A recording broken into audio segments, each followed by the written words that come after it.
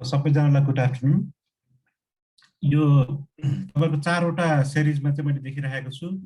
यो एपिडेमियोलोजी र जुनोटिक डिजिजहरू अनि इमर्जिङ रिइमर्जिङ डिजिजहरू कभर गर्ने गरी 4वटा एपिसोडहरूको सिरिज तपाईँहरूले बनाउनु भएको रहेछ। र त्यसमा सुरुमा अलिकति एपिडेमियोलोजीको इन्ट्रोडक्सन, अनि त्यस पछाडि ट्रान्सबाउन्ड्री एनिमल डिजिजेस, त्यस पछाडि जुनोटिक डिजिजेस हुँदै आज चाहिँ इमर्जिङ एन्ड रिइमर्जिङ डिजिजेसको 4थो सिरिजमा चाहिँ हामी छौँ। यो क्लास भनेर अझ स्टार्ट गर्नुभन्दा अगाडि मैले के भन्नुपर्ने हुन्छ, जस्तो कि कतिपय कन्सेप्टहरू चाहिँ हाम्रो अगाडिको 3वटा क्लासमा पनि सिमिलर खालको कन्सेप्टहरू पक्कै पनि आइसकेको हुनसक्छ। त्यसले गर्दा कतिपय कुराहरू रिपिटेसन पनि हुनसक्छ है, किनकि कतिपय कुराहरू बाई टपिकै पनि तपाईँहरूले जुन टपिकहरू डिभाइड गर्नुभएको थियो त्यो अलिकति रिपिटिङ हुने सम्भावना पनि भएकै थियो।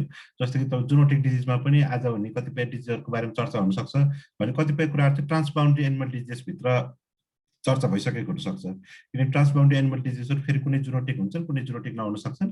त्यसले गर्दाखेरि ओभरअलमा हाम्रो कतिपय कुरा रिपिटेसन हुन्छ, तर फरक मान्छेले पढाउँदाखेरि कन्सेप्चुअली चाहिँ कहिले कहिले डिफ्रेन्ट एङ्गलबाट चाहिँ कुराहरू आउन सक्छ। त्यसले गर्दा सेम कुरा पनि फरक मान्छेहरूबाट सुन्दा आफ्नो होराइजनलाई अलिकति ब्रोडर बनाउनको निम्ति चाहिँ हेल्प हुन्छ है। त्यसले गर्दाखेरि कतिपय कुराहरू रिपिटेसन हुँदा पनि वास्तवमा त्यसले फाइदा नै गर्छ। त्यसले गर्दाखेरि म आइबिएसए र भाइ बहिनीहरूले जुन इफोर्ट गरिरहनु भएको छ स्पेसली स्टुडेन्ट लेभलबाट, त्यसको म एप्रिसिएट गर्छु।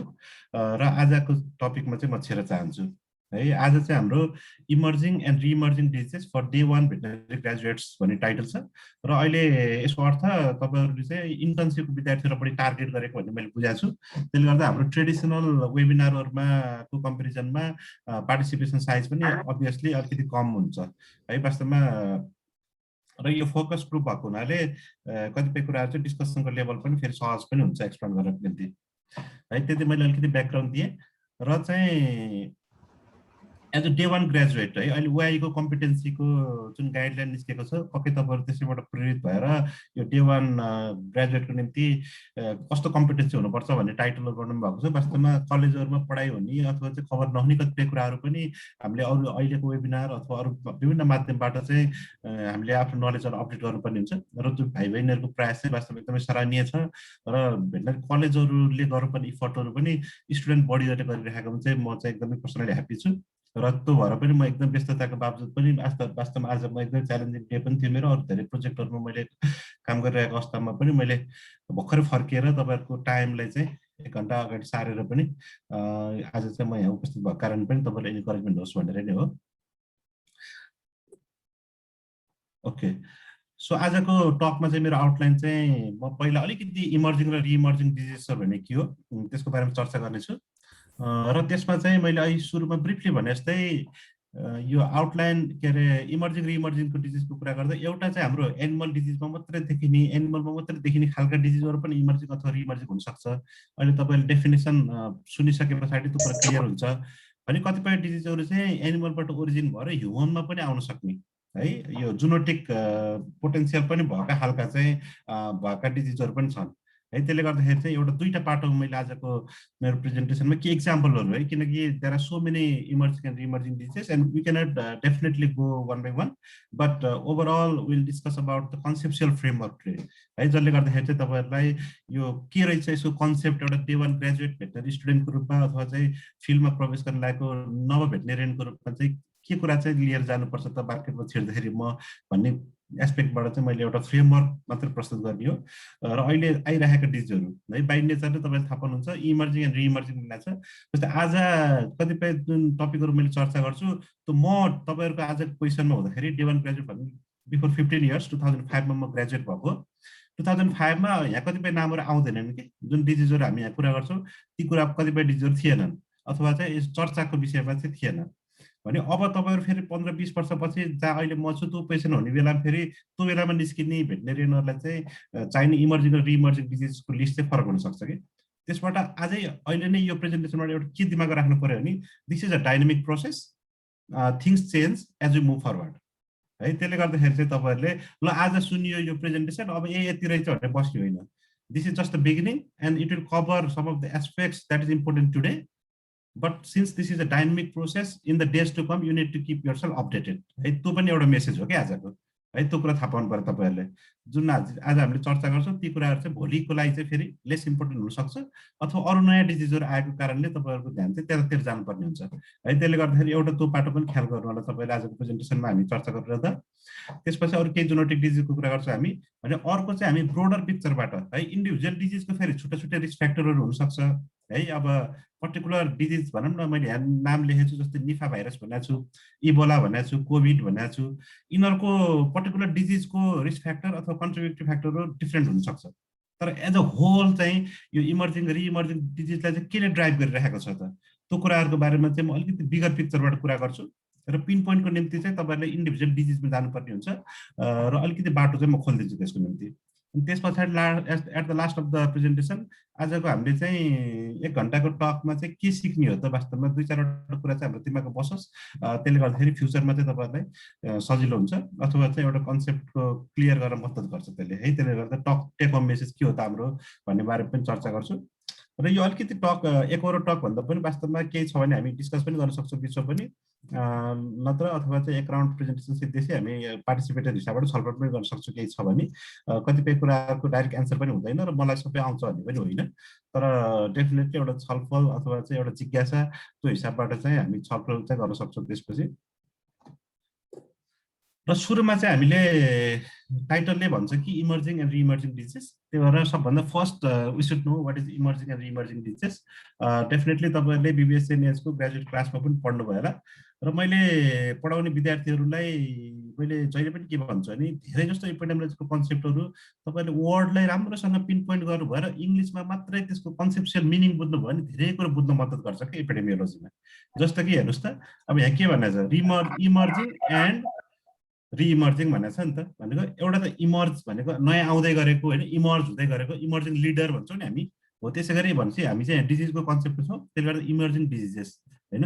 अथवा चाहिँ रिइमर्जिङ भनेको कुनै बेला इमर्ज भइसकेको थियो अनि फेरि त्यो भनौँ न अलिकति हराएको, अथवा चाहिँ पहिला जस्तै इमर्जिङ अवस्थामा नरहेका रोगहरू अब हरायो भनिएका ठानिएका रोगहरू चाहिँ फेरि रिइमर्ज हुने के। यो रि भन्ने वर्ड थपिदिएछ नि त, फेरि के इमर्जिङ एन्ड रिइमर्जिङ भनेको पहिला चाहिँ नभएका रोगहरू, पहिला भएका रोगहरू जुन सबसाइड भएको थियो अथवा चाहिँ हराएर गएको थियो अथवा हराएको ठानिएको थियो, त्यस्ता रोगहरू फेरि सर्फेस आउट हुने र के are higher number of outbreaks cause गर्ने, त्यस्ता खालका रोगहरू चाहिँ हामी रिइमर्जिङ भन्छौँ कि। त्यो डेफिनेसन वाइज जाँदाखेरि चाहिँ emerging and reemerging infectious diseases, mostly infectious डिजिजेसहरू चाहिँ इमर्जिङ र रिइमर्जिङ हुने चान्स हुन्छ, किनकि इन्फेक्सियस भएपछि बल्ल त्यसको स्प्रेड हुने सम्भावना बढी हुन्छ। त्यसले गर्दा नन इन्फेक्सियस भन्दा इन्फेक्सियस डिजिजहरूको यस्तो सम्भावना चाहिँ बढी हुन्छ। तर चाहिँ अब भनौँ न अहिले चाहिँ कतिपय नन इन्फेक्सियस कुराहरू पनि एकदम इमर्जिङ रूपमा, जस्तै क्यान्सर होइन, अब नन इन्फेक्सियस हिसाबबाट पनि लाग्छ, त्यो पनि एकदम इमर्जिङ प्रोडक्टको रूपमा आइरहेको छ। तर हामी चाहिँ आज मेनली चाहिँ यो इन्फेक्सियस डिजिजमा बढी फोकस छौँ। तर emerging and reemerging infectious diseases are infections that have newly appeared in a population or have existed previously but are rapidly increasing in incidence or geographical range है। यो दुईटा पाटो हेर्नुहोस्, कुनै रोग चाहिँ कुनै ठाउँमा थियो तर पहिला भएको भन्दा एकदमै धेरै त्यही ठाउँमा बढ्यो भने पनि त्यसलाई हामी रिइमर्जिङ अथवा चाहिँ रिइमर्जिङ भन्न सक्छौँ। विशेष गरी चाहिँ रिइमर्जिङ वर्ड चाहिँ हामी पुरानो भएको र अलिकति लो लेभलमा भएको अनि झ्याप्प बढ्यो भने भन्न सक्छौँ भने। अर्को चाहिँ ट्रेडिसनल एउटा पर्टिकुलर जोग्राफिक एरियाभित्र रहिरहेका डिजिजहरू नयाँ जोग्राफिक एरियामा जम्प गर्यो भने है, यदि चाहिँ त्यसले चाहिँ आफ्नो जोग्राफिक रेन्ज चाहिँ एक्सपान्सन गर्यो भने त्यस्ता खालका डिजिजहरूलाई पनि हामी के अरे रिइमर्जिङको क्याटेगोरीमा चाहिँ राख्न सक्छौँ है। विशेष गरी त्यही भएर तपाईँ टेक होम मेसेजको रूपमा यति यो स्लाइडभित्रबाट के बुझ्नु पऱ्यो भने if new disease is coming है, इक्जाम्पल अहिले हामी पछि पनि व्याख्या गर्नेछौँ, तर सिम्पल इक्जाम्पल भन्नुहोस्, यो before 2019 there was no covid होइन, there was no SARS-CoV-2 in के अरे ह्युमन पपुलेसन होइन। SARS-CoV-2 भने कतै थियो भन्ने एक्जिस्ट गर्थ्यो भने हामीलाई थाहा थिएन, भनेपछि त्यो चाहिँ नयाँ आयो नि त, अनि एकदम इमर्जिङ रूपमा आयो भने कतिपय रोगहरू चाहिँ हामी अहिले जस्तो एनिमलको डिजिजको म इक्जाम्पल दिन्छु तपाईँलाई, जस्तो कि लम्पी स्किन डिजिज है। लम्पी स्किन डिजिज अफ्रिकामा छ भने हामीलाई थाहा थियो, तर it is now rapidly progressing in Asia. अहिले चाहिँ एसियाको विभिन्न मुलुकहरूमा हेर्नुहुन्छ भने तपाईँ चाइनामा पनि छ, इन्डियामा छ, उसमा के अरे बङ्गलादेशमा छ, अनि त्यस पछाडि भुटानमा पनि छ, अनि त्यस पछाडि चाहिँ उता भियतनामतिर पनि छ, नेपालमा पनि लास्ट इयर देखियो। भनेपछि यो ट्रेडिसनली कुन ठाउँमा रहने रोग थियो भन्दाखेरि हाम्रो अफ्रिका रिजनमा तर अहिले पछिल्लो क्रममा चाहिँ आएर यो चाहिँ एसियामा चाहिँ न्यू जोग्राफिक रिजनमा चाहिँ प्रोग्रेस भयो नि त। डिजिज त नयाँ होइन होइन, अफ्रिकन स्वाइन फिभर के अरे lumpy skin disease not new disease होइन, it existed in Africa since past many decades होइन, 1929 है कहिले पत्ता लागेको पहिलोपटक। तर यो सीमित अफ्रिकाका केही देशहरू सीमित रहेको रोग चाहिँ अब पछि विशेष गरी अहिले म लम्पी स्किनकै बेलामा बढी व्याख्या गराउँला, अहिले ऱ्यापिडली प्रोग्रेस हुँदै एसियाको विभिन्न मुलुकहरू देखा परेको छ। भनेपछि त्यस्ता रोगहरूलाई चाहिँ हामी रिइमर्जिङ भन्छौँ भने कोभिड-19 जस्ता रोगहरू जुन इन्टायरली नयाँ रूपमा चाहिँ देखा पर्यो त्यस्ता रोगहरूलाई चाहिँ हामी इमर्जिङ भन्छौँ है। अनि त्यस पछाडि यो इमर्जिङ र रिइमर्जिङको कन्सेप्टहरू तपाईँले बुझिरहँदाखेरि यो इन्डेमिक एपिडेमिक भन्ने टर्महरू पनि तपाईँले जान्न जरुरी हुन्छ। यो डेफिनेटली तपाईँहरू डे वान कम्पिटेन्सी कुरा गरिरहँदाखेरि I can easily guess that you are very familiar with this term है। अब इन्डेमिक भनेको चाहिँ पपुलेसनमा चाहिँ एउटा सिमिलर लेभलमा एक्जिस्ट गरिरहने खालका डिजिजहरू होइन, भनेको जुन एउटा बेसलाइन हुन्छ त्यो बेसलाइनको वरिपरि चाहिँ घुमिरहने त्यस्ता खालका डिजिजहरूलाई चाहिँ हामी जुन पपुलेसनमा चाहिँ एउटा एक्जिस्ट गरिरहन्छ एउटा सर्टेन लेभलमा, त्यस्ता रोगहरूलाई हामी इन्डेमिक रोग भन्छौँ। भने पपुलेसन लेभलमा देखिरहने भन्दा सट्ट चाहिँ तपाईँहरूको आउटब्रेकको नम्बरहरू बढी देखियो भने त्यस्ता रोगहरूलाई चाहिँ हामी एपिडेमिक भन्छौँ है। जस्तै तपाईँ यहाँ एक्जाम्पल हेर्न सक्नुहुन्छ, इन्डेमिक भनेको सबै वर्ष एउटै लेभल ठ्याक्कै देखिनुपर्छ नि होइन कि, जस्तै कुनै वर्ष यतिमा देखियो धेरै बढाएन नि त, अनि फेरि अलिकति घट्ने बढ्ने होइन, यस्तै साइक्लिकल प्याटर्न चाहिँ होइन है। फेरि तपाईँलाई फेरि मिसकन्सेप्सन होला भनेको यसले थोरै यो बेसलाइन हाम्रो लाइन तानिदिनु भयो भने बेसलाइन तानिदिनु भयो भने बेसलाइन भन्दा खासै माथि तल धेरै हुन्न है भन्न खोजेको यसले। तर सर्टेनली त्यही डिजिज चाहिँ फेरि कुनै एउटा पर्टिकुलर टाइम र कुनै पर्टिकुलर जोग्राफिक एरियाभित्र चाहिँ हामीले एक्सपेक्टेड गरेको भन्दा हायर नम्बरमा देखियो भने त्यस्ता रोगहरूलाई चाहिँ हामी एपिडेमिक भन्छौँ। र यो इन्डेमिक एपिडेमिकको कन्सेप्टहरू पनि हामी इमर्जिङ रिइमर्जिङ डिजिजको चर्चा गर्दाखेरि चाहिँ क्लियर हुनु चाहिँ जरुरी छ है। र अलिकति क्वान्टिटेटिभ हिसाबबाट कुरा गर्ने भने चाहिँ हामी के भन्छौँ भने 1.5 अथवा 2 स्ट्यान्डर्ड, विशेष गरी हामी 1.5 बढी युज गर्छौँ। 1.5 स्ट्यान्डर्ड डेभिएसन भन्दा एभरेज प्लस 1.5 स्ट्यान्डर्ड डेभिएसन चाहिँ माथि गयो भने त्यस्तो बेलामा चाहिँ डिजिजलाई चाहिँ हामी एपिडेमिक फर्म लिएको अथवा अलिकति यसले चाहिँ महामारीको रूप लियो भन्ने हिसाबबाट चाहिँ हामी व्याख्या गर्छौँ है। त्यो कुरा चाहिँ तपाईँहरूले चाहिँ अलिकति क्लियर हुनु पर्यो। र यहाँ मैले इक्जाम्पल देखाएको छु, जस्तै इन्डेमिक भन्दाखेरि चाहिँ हेर्नु त यो विभिन्न ठाउँमा एउटा सर्टेन लेभल रहिरहन्छ। स्पोराडिक भन्ने टर्म छ अर्को। यो स्पोराडिक भनेको फाटाफुट्टा कतै कतै देखिने, यो चित्रमा हेर्नु यहाँ देखिया छ, एकचोटि यता देखिया छ होइन, कता कता मात्रै छ नि, फाटाफुट्टा रूपमा देखा पर्ने होइन डिजिजेस द्याट अकर ओकेजनली लाई चाहिँ हामी स्पोराडिक डिजिज भन्छौँ। भने अर्को चाहिँ एपिडेमिक भनेको चाहिँ हामी अब मैले भने यो सर्टेन लेभलमा जुन पपुलेसन देखिन्छ त्योभन्दा 1.5 टाइम्स स्ट्यान्डर्ड डेभिएसनभन्दा माथि गए पछाडि त्यति साह्रै क्वान्टिफाई गर्नु पनि जरुरी छैन। अनयुजुअल अकरेन्सेस अफ द डिजिज अथवा चाहिँ more than expected number of cases भएपछि चाहिँ हामी जेनरली एपिडेमिक भन्छौँ। र एउटा पर्टिकुलर टाइम र जोग्राफिक एरिया है, यो फेरि तपाईँले 10 वर्षको डेटा जोडेर अर्को 1 वर्षकोसँग देखिँदाखेरि त 10 वर्षमा बढी देखिनु स्वाभाविक भयो नि त। तर के बुझ्नु पर्यो भने चाहिँ तपाईँहरूले एउटा सर्टेन टाइम र जोग्राफिक एरियाभित्र चाहिँ कम्पेरिजनमा पहिलाको बेसलाइन भन्दा हत्ते केसहरू बढ्यो भने त्यस्तोलाई चाहिँ हामी एपिडेमिक भन्छौँ। भने अहिले पेन्डेमिकको वर्ड चाहिँ तपाईँ सबैलाई एकदम कमन भइसक्यो कोभिडको कारणले गर्दाखेरि। यो इन्टरनेसनल बााउन्ड्रीहरू पार गरेर विभिन्न देशमा एकैपटक रोगहरू चाहिँ धेरै ठाउँमा एकैपटक देखियो भने त्यस्ता रोगहरूलाई चाहिँ हामी फेरि पेन्डेमिक फर्म लिएको भन्छौँ है। तर अहिले कोभिड-19मा चाहिँ हाम्रो विश्वको चाहिँ अधिकांश देशहरूमा चाहिँ देखिएको छ। तर त्यसको अर्थ के हो भने पेन्डेमिक हुनको लागि संसारको सबै देशमा देखिनुपर्छ नि त होइन। तर यस कन्सेप्चुअल के हो भने एक्रस द बोर्डर फैलिएको छ र धेरैवटा देशहरूमा चाहिँ यसले सिमिलर टाइममा चाहिँ एउटै टाइम र एउटै उसमा चाहिँ के अरे टाइम स्पेसमा मेनली असर गरेको छ भने त्यस्तो रोगलाई चाहिँ हामी पेन्डेमिक भन्छौँ है। त्यसले गर्दाखेरि इमर्जिङ र रिइमर्जिङको कुरा गर्दाखेरि तपाईँले यस्ता जुन बेसिक एपिडेमियोलोजिकल कन्सेप्टका कुराहरू छन्, सायद त फर्स्ट क्लासमा एपिडेमियोलोजी कन्सेप्टमा पनि यी कुराहरू केही व्याख्या भयो होला होइन। एपिडेमिक, इन्डेमिक, स्पोराडिक, पेन्डेमिक एकदम भेरी सिम्पल लुकिङ वर्ड्स, तर कहिले कहिले हामीले ओभरलुक गर्न सक्छौँ र एकदम क्लियर कन्सेप्ट लिएर बस्नु होला यो कुराको है। मैले त्यो भन्न चाहेँ तपाईँलाई। अनि त्यस पछाडि चाहिँ हाम्रो चाहिँ अब नेक्स्ट स्लाइडमा जाउँ र म केही इक्जाम्पलहरू, जस्तै सुरुमा चाहिँ मैले अब एनिमल डिजिजको कुरा गर्छु अनि त्यस पछाडि चाहिँ हामी चाहिँ यो जुनोटिक पोटेन्सियलका डिजिजहरूमा जाउँला। अहिले चाहिँ मैले टिपिकल रूपमा चाहिँ जुन हाम्रो एनिमलका रोगहरू छन् त्यसको बारेमा चाहिँ चर्चा गर्न चाहेँ। र अहिले मैले इक्जाम्पलको रूपमा लम्पी स्किन डिजिज र अफ्रिकन स्वाइन फिभरलाई राखेको छु, किनकि अहिलेको समयमा हाम्रो लागि चाहिँ एकदम इमर्जिङ थ्रेटको रूपमा चाहिँ यी दुईटा रोगहरू आएका छन् कि अफ्रिकाको निम्ति यदि त्यहाँ धेरै आउटब्रेक देखेको त्यसलाई रिइमर्जिङ भन्दा सुइटेबल हुन्थ्यो। हाम्रो कन्टेक्स्टको मात्रै कुरा गर्दाखेरि चाहिँ यो हामी इमर्जिङ भन्न सक्छौँ, तर ओभरअल कन्सेप्टमा चाहिँ अब ओभरअल लम्पी स्किनको कुरा गर्दा यसलाई चाहिँ रिइमर्जिङ भन्ने पनि हुन्छ, किनकि त्यो सब एउटा चाहिँ सबसे के अरे बेसलाइन लेभलमा बसिरहेको थियो, अहिले चाहिँ भत्ता फैलिएर पुरै देशको विश्वको धेरैवटा देशमा चाहिँ यो फैलिरहेको छ। त्यसले गर्दाखेरि म चाहिँ लम्पी स्किन डिजिजको बारेमा अलिकति तपाईँहरूलाई चाहिँ यो डे 1 ग्रेजुएट स्टुडेन्टको रूपमा चाहिँ केही बेसिक कुराहरू चाहिँ भन्न चाहन्छु, सेयर गर्न चाहन्छु। जस्तो कि मैले अहिले भनेको थिएँ 1929 मा चाहिँ यो अफ्रिकाको जाम्बियामा चाहिँ पहिलोपटक आइसोलेट भएको है यो लम्पी स्किन डिजिज चाहिँ। अनि त्यस पछाडि यो विभिन्न देशको चाहिँ उसमा के अरे अफ्रिकाका विभिन्न देशहरूमा चाहिँ फैलिएको छ। तपाईँले यो लेफ्ट राइट साइडको चित्रबाट देख्न सक्नुहुन्छ। जस्तो कि यो रातो जुन यहाँ एस्ट्रिक लगाएको छ 1929 यो जाम्बिया हो। यो जाम्बियाबाट चाहिँ तपाईँको हेर्नुहोस् त टाइमलाइनहरू चाहिँ 1929 छ। अनि त्यसपछि 43 to 49 मा चाहिँ यसले चाहिँ यो साउथतिर चाहिँ ट्राभल गरेको देखिन्छ। यो एरोबाट हेर्नुहोस्, यो साउथ यता तल भयो, माथि नर्थ भयो होइन, अनि त्यसपछि यता इस्ट भयो, यता वेस्ट भयो, के अरे यता इस्ट यता वेस्ट भयो। अनि त्यस पछाडि चाहिँ सुरुमा 10-15 वर्ष चाहिँ यो चाहिँ जहाँ पहिलोपटक देखा पर्यो त्योभन्दा चाहिँ साउथ वार्ड चाहिँ फैलिएको देखिन्छ। अनि त्यस पछाडिको 10-15 वर्षपछि फेरि यो चाहिँ अब माथि नर्थतिर चाहिँ गइरहेको देखिन्छ है। यो 1957 तिर चाहिँ यो के अरे यो मिडल इस्ट कन्ट्रिजहरू है, जस्तो गरी चाहिँ तपाईँलाई यो जस्तै इजिप्टहरू होइन, यो त्यो खालका देशहरूमा चाहिँ गएको देखिन्छ। अनि त्यस पछाडि हेर्नुहुन्छ भने फेरि 70s तिर चाहिँ गएर यो चाहिँ के अरे वेस्टतिर फैलिएको छ, वेस्टर्न अफ्रिकामा चाहिँ पुगेको छ। अनि त्यस पछाडि चाहिँ यो 88-89 तिर गए पछाडि चाहिँ यो चाहिँ यो मिडल इस्टबाट अलिकति अगाडि बढेर इजरायल साइडतिर चाहिँ एसियामा देखिएको हो है, इजरायलतिर देखियो। अनि त्यस पछाडि 2006-07 तिर गएर चाहिँ केही यो रसियन अनि ककसन भन्छ कि कौकसन नेसन्स भन्छ, CAUCASSIAN भन्छ कि कौकसियन नेसन्समा चाहिँ देखियो।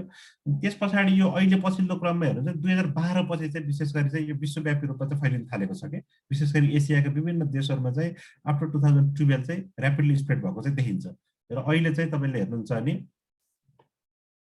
जस्तो कि 2012 पछि हेर्नु त मिडल इस्टमा गयो, साउथ इस्ट युरोपमा गयो, रसियामा, कजाकिस्तान, अनि त्यति हुँदाहुँदै अनि यो 2019 मा चाहिँ जुलाईमा चाहिँ चाइनामा देखियो। अनि त्यस पछाडि त्यही टाइम एराउन्ड चाहिँ बङ्गलादेश र इन्डिया पनि देखियो। भनेपछि यो वर्ष 2019 मा चाहिँ हाम्रो नेपालमा चाहिँ देखा परेन। र अस्ति 2020 मा चाहिँ हाम्रो लकडाउनकै अवस्था थियो र वास्तवमा मान्छेहरू चाहिँ हामी पनि भनौँ हामी अफ्रिकन स्वाइन फिभरको थ्रेटबाट चाहिँ हामी सोचिरहेका थियौँ अफ्रिकन स्वाइन फिभरको बारेमा।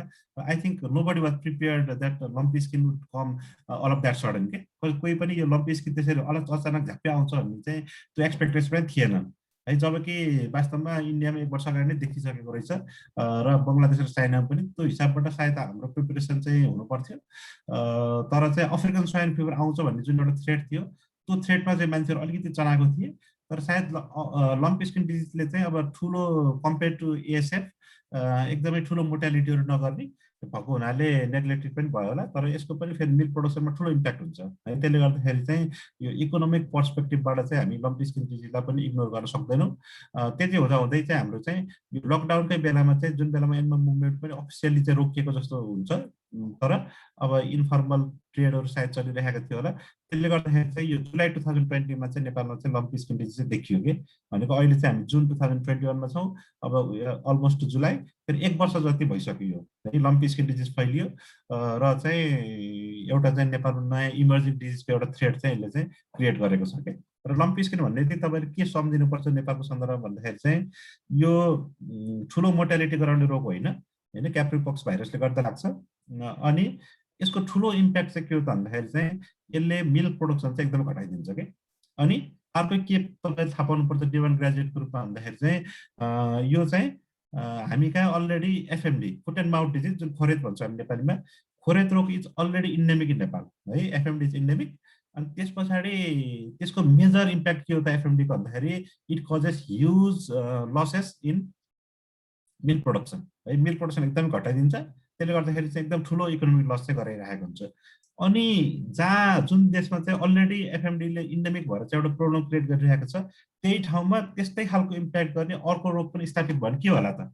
डे 1 ग्रेजुएटको रूपमा चाहिँ तपाईँले त्यो कुरा चाहिँ दिमागमा राख्नु पर्यो कि जस्तै भोलि तपाईँहरू चाहिँ डे 1 ग्रेजुएट भएर अब कुनै नगरपालिकामा भेटनेरियनको रूपमा जानु होला अब त्यो बेलामा तपाईँलाई पोलिसी फर्मुलेसन अथवा चाहिँ यो प्रोग्राम बनाउनु पर्यो, ल डाक्टर साहब आउनु भएको छ, अब लाइफ स्टकमा के प्रोग्रामहरू राख्ने, अनि त्यस पछाडि एनिमल हेल्थमा के प्रोग्रामहरू राख्ने भन्यो भने तपाईँलाई यस्तो ल्यान्डस्केप थाहा हुनु पऱ्यो नि त। तपाईँले चाहिँ किन पोलिटिसियनलाई यस्तो सबै कुराहरू थाहा हुन्न।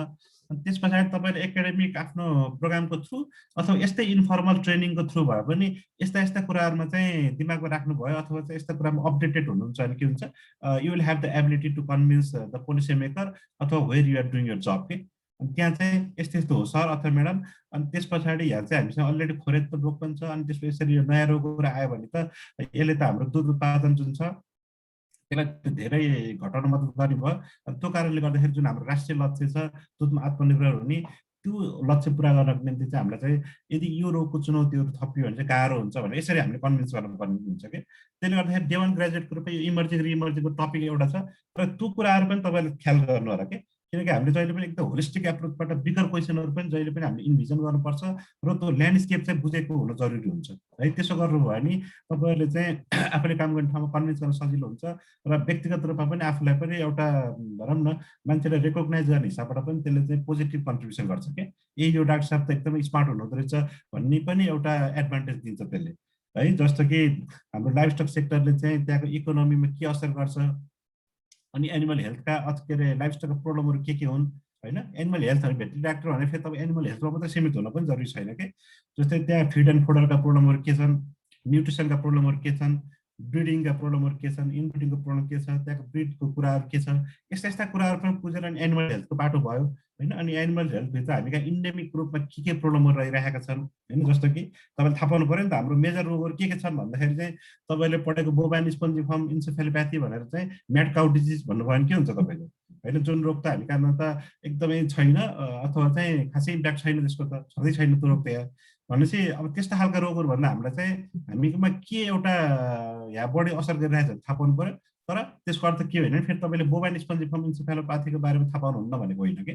तपाईँ त्यो थाहा पाउनु पऱ्यो र त्यो कहाँ छ अहिले चाहिँ कता त्यसले चाहिँ थ्रेड क्रिएट गरिरहेछ, यदि त्यो नेपालभित्र के हुन्छ भने टेक्निकल र थ्योरिटिकल नलेज चाहिँ जान्नु पऱ्यो। त्यसले गर्दा तपाईँले कन्भिन्स गर्न सक्नुहुन्छ। तर अहिले हामी प्रोग्राम प्लानिङमा तपाईँ इन्भल्भ हुनुभयो भने चाहिँ यहाँको मेजर प्रब्लम के हो त्यो थाहा पाउने। अनि त्यसपछि इमिडिएट थ्रेटहरू जस्तो इमर्जिङ र रिइमर्जिङ हामी कुराइरहेको छौँ।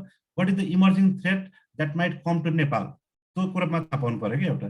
अनि त्यसको जस्तो कि अहिले लम्पी स्किन डिजिज र अफ्रिकन स्वाइन फिभरमा भन्छु स्पेसिफिक नाम भन्दा इक्जाम्पल एनिमल डिजिजमा लम्पी स्किन डिजिज र अफ्रिकन स्वाइन फिभर बारे तपाईँले थाहा पाउनु पऱ्यो कि। किनकि it is imminent threat. Lumpy skin is already detected in Nepal, African swine fever is not so far but it might come to Nepal at any time because it's already present in India है। इन्डियामा present भइसकेपछि हाम्रो thread चाहिँ many फोल्डले बढ्छ है। बरु चाइनामा भएको रोगहरू नेपाल आइहाल्न गाह्रो छ किनकि हाम्रो ट्रेडहरू लिमिटेड छ चाइनामा। हाम्रो चाहिँ फिजिकल ल्यान्ड ब्यारियरहरू पनि अलिकति गाह्रो खालको छ। तर इन्डियासँग चाहिँ we have lot of informal trade. अनि त्यस पछाडि चाहिँ there are so many porous border है। त्यसले गर्दाखेरि चाहिँ कहाँबाट के आइरहेछ it's almost impossible to track है। त्यसले गर्दाखेरि इन्डियामा जब कुनै डिजिजको थ्रेड छ भने चाहिँ हामी चाहिँ नेपालमा चाहिँ त्यो आउन सक्छ भने चलाक हुनुपर्छ। र त्यसको निम्ति चाहिँ तपाईँलाई पहिला के थाहा हुनु पर्यो त होइन। If you are a government veterinary officer then you should be vigilant what is the threat that is occurring across the world or at least around your के अरे around in the neighbouring countries के। नेबरिङ कन्ट्रिजमा के भइरहेको छ त त्यो चाहिँ एकदम चलाक हुनु पर्यो। अनि त्यसको निम्ति त्यस्तो इन्फर्मेसन तपाईँले कहाँबाट पाउनुहुन्छ त? तपाईँलाई त कसैले फोन गरे भन्ने त होइन, तपाईँले सबै पत्रिका पनि पढाइसक्नुहुन्न भनेपछि वाट इज यर सोर्स, यस्तो कुरा पनि तपाईँले थाहा पाउनु पऱ्यो कि एज अ डे 1 ग्रेजुएट।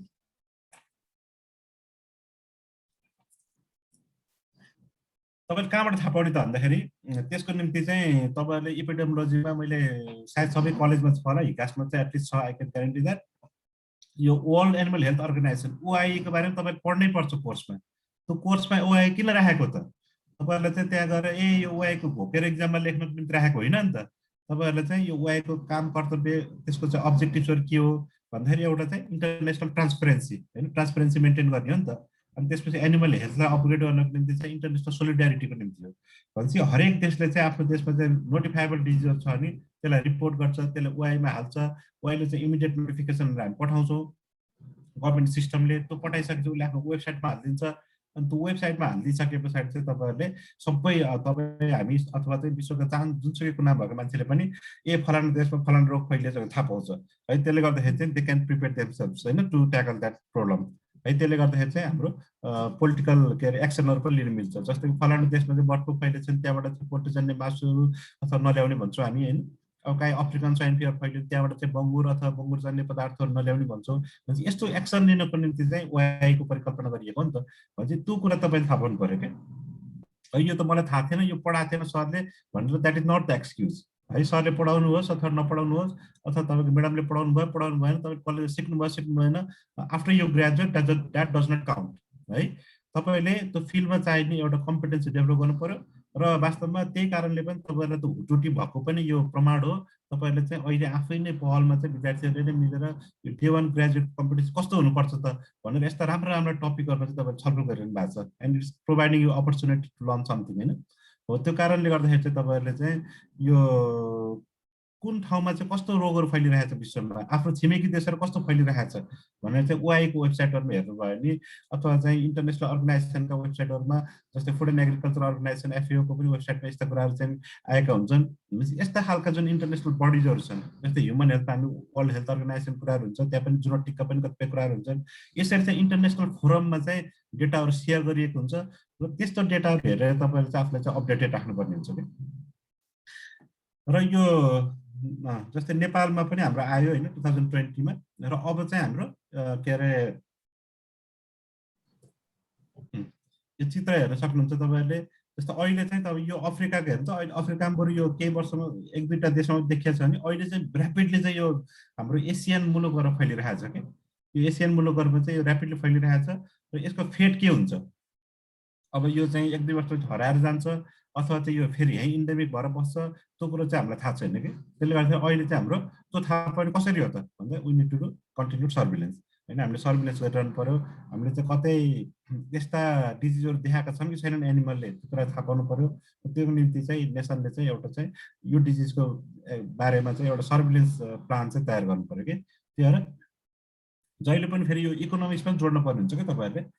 यो हामीसँग त डिजिज त 100वटा डिजिज छन् तर 100वटा डिजिजको हामीले सबै सर्भिस गर्न सक्दैनौँ नि त होइन। प्रायोरिटाइजेसन अफ रिसोर्सेस अथवा चाहिँ यो इकोनोमीको प्रिन्सिपल पनि हो कि तपाईँहरूले चाहिँ आफ्नो लिमिटेड रिसोर्सेसबाट चाहिँ म्याक्सिमम आउटपुट लिनु है। त्यसले गर्दाखेरि चाहिँ कुन डिजिज चाहिँ इम्पोर्टेन्ट हो त आफ्नो कन्टेक्स्टमा, इमर्जिङ डिजिजमा कुन हो, इन्डेमिक डिजिजमा कुन हो होइन। अनि त्यस पछाडि कुनले धेरै लस गराइरहेछ अथवा चाहिँ त्यो बढेर गयो भने पोटेन्सियल लस गराउने क्षमता चाहिँ कुनमा बढी हुन्छ, यस्ता कुराहरू आकलन गरेर त्यसलाई प्रायोरिटाइज गरेर हामीले चाहिँ हाम्रो लिमिटेड रिसोर्सेस अनुसार जति अनलिमिटेड रिसोर्सेस छ भने you can go to more diseases. But if you have limited resources then you need to prioritise at diseases यो डिजिजेस। अनि त्यस पछाडि प्रायोरिटीको आधारमा चाहिँ हामीले चाहिँ कामहरू गर्ने हो है। त्यसले गर्दाखेरि चाहिँ यो एलएसटीको कुराहरू त अहिले चाहिँ हामीलाई चाहिँ यो इमिडिएट थ्रेटको रूपमा देखिया छ।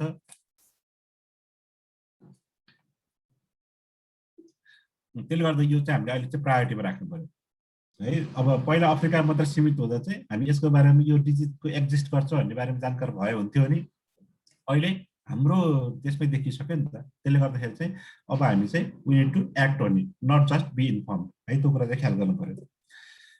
अनि यो स्प्रेडको नेपालमा मैले भनिहालेँ जुलाईमा देखियो होइन, असारतिर लास्ट इयर।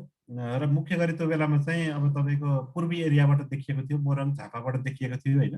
र यो इजी ल्याबबाट डायग्नोसिस बिना पनि हामीले एक हदसम्म चाहिँ यो लम्पी स्किन डिजिज हो कि भनेर गेस गर्न सक्छौँ। किनकि शरीरको विभिन्न भागमा चाहिँ तपाईँको यो लम्प्सहरू अथवा चाहिँ गिर्खाहरू चाहिँ आउँछ होइन, काटाकुटीहरू देखिन्छ, हाई फिभर हुन्छ र चाहिँ मैले अहिले भनेको थिएँ यो एफएमडी जस्तै यसले पनि मिल्क लस चाहिँ धेरै गराउँछ है। त्यसले गर्दा यदि दुधालु पशुहरू हो भने त्यस्ता पशुहरूमा चाहिँ दुध उत्पादन घट्छ, प्रेग्नेन्टहरूमा चाहिँ एबर्सन हुने चान्स हुन्छ र अरू जेनरल एनिमलहरूमा हाई फिभर हुने, अब हाई फिभर हुने बित्तिकै एनोरेक्सिया हुने अनि त्यस पछाडि नखाने जस्ता कुराहरू त हुने भयो होइन।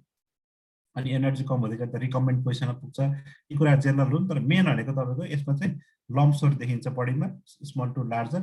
विशेष गरी चाहिँ तपाईँको यो इयर अनि त्यसपछि नेक रिजनमा अनि त्यसपछि पेरिनियम रिजनतिर जहाँ चाहिँ अलिकति यो भनौँ देखिने एरियातिरै बढी चाहिँ देखिन्छ है। जस्तो कि यो टिटोरमा पनि देखिन्छ। त्यसले गर्दा विभिन्न साइजका चाहिँ यो नोडल्सहरू अथवा लम्प्सहरू चाहिँ देखिन्छ, त्यही नामबाट चाहिँ लम्पी स्किन डिजिज आएको। त्यसपछि वास्तवमा पूर्वतिर सुरु भएर यो एकैछिनमा चाहिँ वास्तवमा धेरैवटा प्रदेशमा चाहिँ 1-2 हप्ताभित्रै अर्को प्रदेश चाहिँ देखा पर्न थालेको थियो भने 1 महिना जस्तोमा त लगभग नेपालको चाहिँ 5-7वटा प्रोभिन्स मध्येमा 5वटा प्रोभिन्समा पुगिसकेको थियो र अहिले चाहिँ वास्तवमा कर्णाली बाहेक सबै प्रोभिन्समा चाहिँ यो डिजिज चाहिँ रेकगनाइज भइसकेको छ, जुन चाहिँ डिटेक्सन ल्याबोरेटरी कन्फर्मै भइसकेको छ कि चाहिँ 25-30वटा जस्तो जिल्लामा चाहिँ यो अहिले फैलिसकेको छ। भनेपछि कति छिटो डिजिजहरू फैलिन सक्छ त, इमर्जिङ र रिइमर्जिङ डिजिजहरू यदि त्यस्तो क्षमता नभएको त इमर्ज गरेर अथवा रिइमर्ज गरेर यसरी फैलिने क्यापेसिटी पनि राख्दैन कि। त्यही भएर द्याट डिजिज अथवा that particular pathogen had certain ability अथवा केही एउटा फेभरेबल इन्भाइरोमेन्ट पायो नि त त्यसले, त्यो कारणले गर्दाखेरि यिनीहरू चाहिँ ऱ्यापिडली स्प्रेड हुन सक्यो है। त्यो कारणले गर्दाखेरि चाहिँ तपाईँहरू किन हामी इमर्जिङ र रिइमर्जिङ बारेमा बढी वरी गर्छौँ भन्दाखेरि चाहिँ बिकज अफ दिस एबिलिटी के they can spread very fast होइन। Even with the lockdown and restricted movement of the animals we saw that this disease spread to almost all provinces of Nepal होइन। भने 6 out of 7 भनेपछि त almost all जस्तै भयो। अनि त्यसपछि जिल्लामा पनि 77वटा जिल्लाहरू मध्येमा 30-35वटा जिल्लामा चाहिँ हाम्रो फैलिसक्यो है। एपिडेमियोलोजी पार्टमा जस्तो आज यो हामी एपिडेमियोलोजीबाट कुराइरहेको छौँ, तपाईँले के पनि ख्याल गर्नुपर्ने हुन्छ भने यो कन्ट्रीको पोलिटिकल डिभिजनहरू कस्तो छ है। जस्तै हामी पहिला चाहिँ के भन्थ्यौँ 5 विकास क्षेत्र 75वटा जिल्ला भन्थ्यौँ। अब तपाईँले त्यो नलेज अपडेट गर्नु पर्यो कि अहिलेको करेन्ट के हो होइन। हामी 3993वटा गाउँ विकास समिति भन्थ्यौँ पहिला होइन, हरेक गाउँ विकास समिति वडाहरू हुन्थ्यो भने अहिलेको स्ट्रक्चर के छ, 3 किसिमको गभर्मेन्ट छ, फेडरल, प्रोभिन्स र चाहिँ के लोकल लेभल। अनि त्यस पछाडि चाहिँ 7वटा प्रोभिन्स छ, 77वटा डिस्ट्रिक्ट छ होइन। नवलपरासी र रुकुमलाई चाहिँ पूर्व र पश्चिम गरेर छुट्याएको छ है, त्यसले गर्दा 77वटा पुगेको छ। अनि त्यस पछाडि पहिलाको गाउँ विकास समिति 2-3टा गाउँ विकास समिति मर्ज गरेर अहिले गाउँपालिका र नगरपालिका बनाएको छ है। त्यसले गर्दाखेरि पहिला 3993बाट अहिले 753वटा चाहिँ रुरल र अर्बन म्युनिसिपालिटिज छ। अनि यस्ता किसिमको पोलिटिकल डिभिजनहरूको बारेमा तपाईँ जानकार हुनुपर्छ कि, किनभने डिजिजको कन्ट्रोल इन्टरभेन्सन कुराहरू त विभिन्न तहको गभर्मेन्टबाट हुन्छ नि त है। त्यसले गर्दाखेरि चाहिँ वास्तवमा यो इमर्जिङ रिइमर्जिङ अथवा इन्डेमिक जेसुकै डिजिज डिल गर्नुहोस् तपाईँहरूले चाहिँ हाम्रो गभर्नेन्स सिस्टम चाहिँ के छ त त्यो कुरा पनि थाहा पाउनुपर्छ है। अनि अर्को चाहिँ तपाईँहरूलाई यो भर्खरै इन्टर्न स्टुडेन्ट भएको हुनाले मैले अलिकति थ्योरिटिकल पार्ट कसरी डिजिज स्प्रेड हुन्छ, यो लम्पी स्किनको अब सिजन पनि आउन लागेको छ, त्यसले गर्दाखेरि मैले यो थोरै यो तपाईँलाई थाहा पनि भइसकेको छ होला। यो रिइमर्जिङ डिजिजहरूमा इमर्जिङ डिजिजहरूको कुरा गर्दाखेरि चाहिँ लम्पी स्किन चाहिँ तपाईँहरूले थाहा पाउनु पर्ने एकदम इम्पोर्टेन्ट पार्ट के हो त भन्दाखेरि this is a vector borne disease है। यो चाहिँ मस्किटोले गर्दा टिक अथवा चाहिँ ब्लड सकिङ यो फ्लाइजहरू होइन, ब्लड सकिङ इन्सेक्ट्सहरूले चाहिँ छार्ने रोग हो कि मेनली चाहिँ त्यो यो भेक्टर बोर्न हो। र यो भेक्टर बोर्नमा पनि फेरि बढी यो मेकानिकल ट्रान्समिसन भन्छ है। यो चाहिँ के अरे भेक्टरभित्र चाहिँ धेरै रेप्लिकेट हुन्न कि यो भाइरस, उसले चाहिँ मात्र मेकानिकल ट्रान्समिसनको काम गर्छ। उसले क्यारियर गरेर एनिमलहरूमा सारिदिन्छ, तर त्यो प्याथोजेन जुन भाइरस हो क्याप्रिपक्स भाइरस त्यो चाहिँ यो भेक्टरहरूभित्र चाहिँ खासै रेप्लिकेसनहरू भएको चाहिँ पाइँदैन है। त्यसले गर्दा यो चाहिँ मोर मेकानिकल ट्रान्समिसनको हिसाबबाट भेक्टरकोबाट चाहिँ सर्छ। र अर्को इम्पोर्टेन्ट पार्ट हो तपाईँ डे 1 भएको हुनाले यो पनि ख्याल गर्नुपर्ने हुन्छ। त्यही भएर हामीले चाहिँ यो इयाट्रोजेनिक भन्छ क्या through veterinary care, example using same syringe भनेको विभिन्न पशुहरूलाई चाहिँ तपाईँले सेम सिरिन्ज युज गर्नुभयो भने यदि कुनै चाहिँ इन्फेक्टेड पशुलाई युज गरेको सिरमको मार्फत के अरे सिरिन्जको मार्फत पनि हेल्दी एनिमललाई चाहिँ यो रोग सर्न सक्छ है। त्यसले गर्दाखेरि तपाईँ फिल्डमा प्र्याक्टिस जाँदै हुनुहुन्छ त्यो तपाईँले यो कुरा ख्याल गर्नु पऱ्यो क्या। रिसोर्स लिमिटेड सेटिङ छ भने पनि हामीले के गर्नु पर्यो भने त्यसलाई तातो पानी उमालेर रियुज गर्नुभन्दा अगाडि चाहिँ सर्टेन डिसइन्फेक्सन अथवा चाहिँ यो सेनिटेसनको जुन प्रोसिडियरहरू हुन्छ त्यो फलो गरेर मात्र रियुज गर्नु होला। तर सकभर चाहिँ यदि पोसिबल छ भने चाहिँ हामी चाहिँ सकभर यस्तो सिरिन्जहरू चाहिँ रियुज नगर्ने भन्छौँ है। त्यो कुरा चाहिँ ख्याल गर्नु पर्यो। अनि अर्को चाहिँ यो डाइरेक्ट कन्टामिनेसनबाट पनि हुनसक्छ भन्छ, तर चाहिँ यो भेक्टर बर्न जस्तो चाहिँ प्राइमेरी रुट चाहिँ होइन है। यो चाहिँ वास्तवमा भाइरल डिजिज हो, तर स्टिल यो चाहिँ डाइरेक्ट कन्टामिनेसनबाट चाहिँ भन्दा पनि भेक्टर बोर्न राउटबाट चाहिँ बढी चाहिँ फैलिन्छ है। त्यो कारणले गर्दाखेरि चाहिँ तर there are evidences where there has been direct transmission of disease from infected animal to the non infected animal, त्यस्तो चाहिँ देखिएको छ। तर मेनली चाहिँ यो भेक्टर बोर्नकै रुटबाट चाहिँ बढी सर्छ। अनि अर्को चाहिँ यो के देखिएको छ भने वर्ल्डको अरू विभिन्न देशको डाटा हेर्दा हामीले नेपालकै डेटा पनि त्यो देख्यौँ, यो मेनली डेरी क्याटलमा बढी देखिन्छ कि बफेलोमा पनि देखिन्छ। तर एक ठाउँमा मैले डेटा देखेको थिएँ 30% जस्तो बफेलो मोर्बिड हुँदाखेरि जम्मा 1-2% मात्रै बफेलोहरू मोर्बिड हुन्छ कि यो रोगमा है। त्यसले गर्दा बफेलो पनि theoretically they can be infected in Nepal also they got infected, but Cattle are the main susceptible reserve, susceptible animal for this LSD transmission के अथवा चाहिँ LSD इन्फेक्सन है। LSD इन्फेक्सनको निम्ति चाहिँ क्याटलहरु चाहिँ बढी ससेप्टेबल छ र मेनली यो चाहिँ सर्ट डिस्टेन्समा चाहिँ बढी भेक्टरको माध्यमबाट सर्छ अनि लङ डिस्टेन्समा चाहिँ किनकि यो भेक्टरहरु आफैमा ट्राभल गरेर धेरै टाढा टाढा जाँदैन कि अनि त्यसपछि तर हाम्रो एनिमल मुभमेन्ट गर्छौं नि जब हामी एक ठाउँबाट किनेर गाई भैँसीहरु अर्को ठाउँमा लैजान्छौं त्यस्तो बेलामा चाहिँ यो हामीले ट्रान्सपोर्टेसन गर्ने मिडियम थ्रु चाहिँ जस्तो कि तपाईं गाई गयो भने गाईसँग यस्ता एक्सटर्नल प्यारासाइटहरु पनि जान सक्छन् इन्फेक्टेड हैन त्यसले चाहिँ नयाँ ठाउँमा गएर चाहिँ एनिमललाई टोक्न सक्छ अनि त्यसपछि चाहिँ नयाँ ठाउँमा चाहिँ रोग फैलिन सक्छ है। त्यसले गर्दा मेन यो लङ डिस्टेन्स ट्रान्समिसनको निम्ति चाहिँ यो एनिमल मुभमेन्ट चाहिँ बढी रेस्पोन्सिबल हुन्छ है। त्यही यो कुरा थाहा पाउनुपर्छ। त्यही किन एनिमल मुभमेन्ट चाहिँ हामीले कन्ट्रोल गर्नुपर्छ, why we need veterinary certificate हैन। भेटनेरियनको रोल एज अ भेटनेरियन तपाईँ D1 ग्रेजुएट हुनुहुन्छ, किन हामीले क्वारेन्टाइन सर्टिफिकेट जारी गरेर एनिमल चाहिँ हेल्दी छ, this animal can travel from one place to another place भन्नको निम्ति किन भेटनेरी सर्टिफिकेट चाहिन्छ, किन भेटनेरियन चाहिन्छ भन्ने कुराको पनि तपाईँलाई जस्टिफिकेसन चाहियो नि त।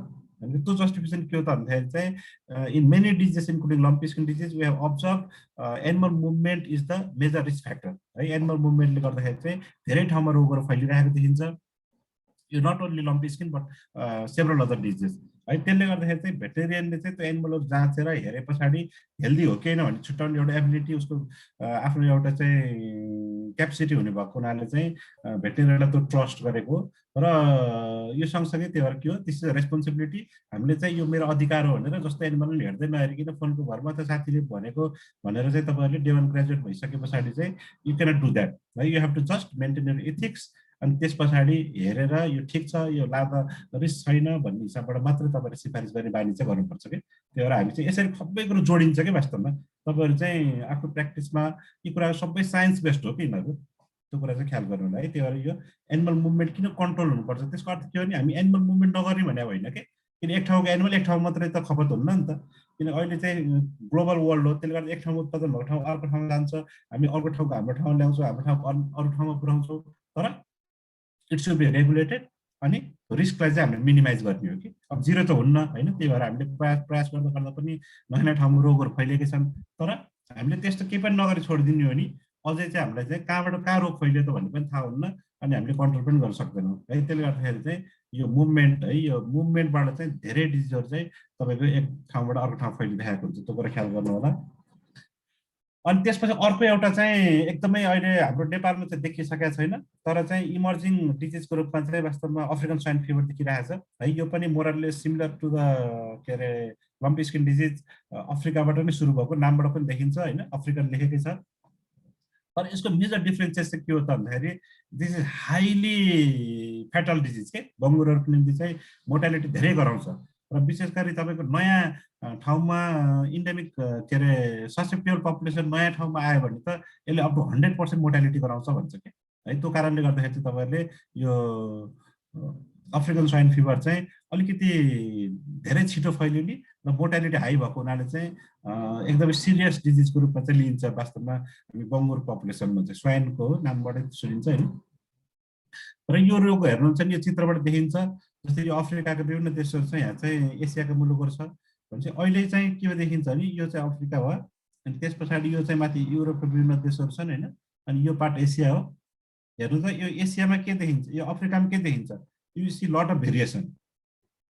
जस्तो कि वेस्ट अफ्रिकातिर चाहिँ यो 1 देखिया रहेछ नि, 1 लेखेको छ अनि त्यसै युरोपतिर जम्मै 2 लेखेको छ होइन, अफ्रिकामा विभिन्न ठाउँमा 2 लेखेको छ अनि अरू विभिन्न कलरहरू छ यहाँ है। त्यो के भनेको नि हेर्नु 24वटा जिनोटाइप हुन्छ भनेको छ अफ्रिकन स्वाइन फिभरको भनेको यो 24वटै चाहिँ अफ्रिकामा चाहिँ पाइन्छ तर अफ्रिका बाहिर चाहिँ एउटा मात्रै जिनोटाइप अहिले सर्कुलेटिङमा छ है, मेनली चाहिँ जिनोटाइप 2 है। यो हेर्नु त युरोपतिर सबै 2 छ अनि एसियामा अहिले जुन फैलिएको नयाँ चाइनामा देखिया छ, इन्डियामा देखिया छ अनि त्यसपछि अस्ति भुटानमा पनि देखियो अनि त्यसपछि म्यानमारमा देखिया छ होइन, भियतनाममा देखिया छ, एसियाका विभिन्न मुलुकमा देखिया छ। त्यो पनि जिनोटाइप 2 हो। एउटा एक्सेप्सन के हो त भन्दाखेरि अफ्रिका बाहिर यो जिनोटाइप 1 चाहिँ यो सार्डिनिया भन्छ, एउटा आइल्यान्ड हो इटालीको के अरे आइल्यान्ड अफ सार्डिनिया भन्छ। त्यहाँ चाहिँ यो सिरोटाइप ए चाहिँ इन्डेमिक रूपमा बसेको छ कि यो चाहिँ एकदम आइसोलेटेड खालको आइल्यान्ड हो, इटालीको अधीनमा छ। अनि यो एक्सेप्सन बाहेक अन्त चाहिँ सबै जिनोटाइप 2 फैलिएको छ। तर अफ्रिकाभित्र जहाँ चाहिँ एकदम इन्डेमिक छ त्यहाँ चाहिँ 24वटा विभिन्न खालका चाहिँ जिनोटाइपहरू छ भनेपछि अब किन तपाईँलाई अफ्रिकामा भएको यो थाहा पाउनु पर्यो त भन्दा इट इज इमर्जिङ। जसरी यो जिनोटाइप 2 चाहिँ विभिन्न देशमा पुग्यो भोलि चाहिँ अरू नयाँ नयाँ किसिमको जिनोटाइपहरू पनि नपुग्ला हुन सकिन्न नि त। त्यसले गर्दाखेरि we need to remain prepared है। त्यसले गर्दाखेरि चाहिँ वास्तवमा अन्त कहाँ भइरहेको छ त समस्या भन्ने पनि हामीले थाहा पाउनुपर्छ। त्यो अफ्रिकन स्वाइन फिभर चाहिँ हामी 24वटा जिनोटाइपहरू छ अफ्रिकामा जम्मै सर्कुलेटिङ छ, बाहिर अहिले एउटा मात्रै आइरहेको छ, यो वानमा एक्सेप्सन मानियो नि, त्यो बाहेक चाहिँ अरू चाहिँ अफ्रिकामै सीमित छ।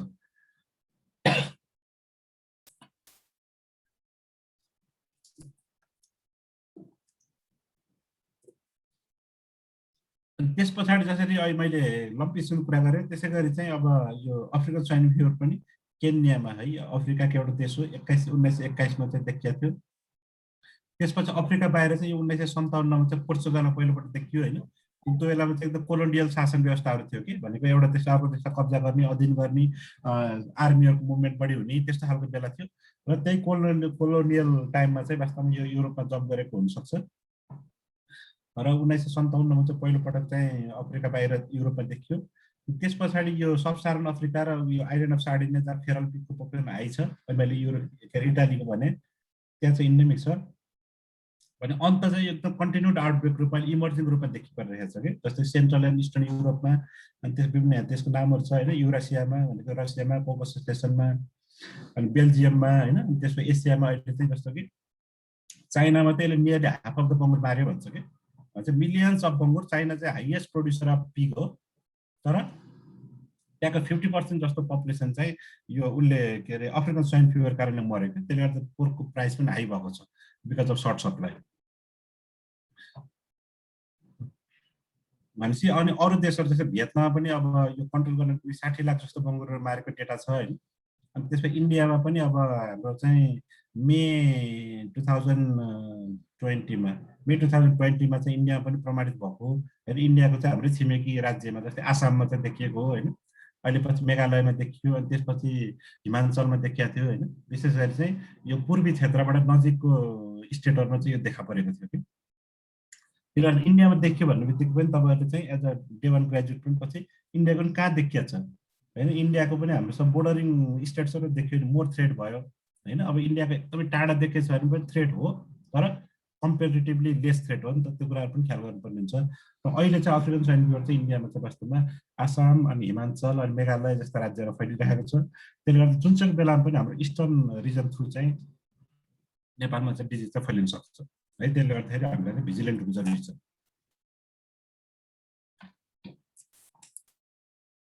आज एकदम घाँटी सुक्यो मेरो, अहिले पनि भर्खर बोलेर आएको 2-3 घन्टाको ठाउँ त्यो बेला।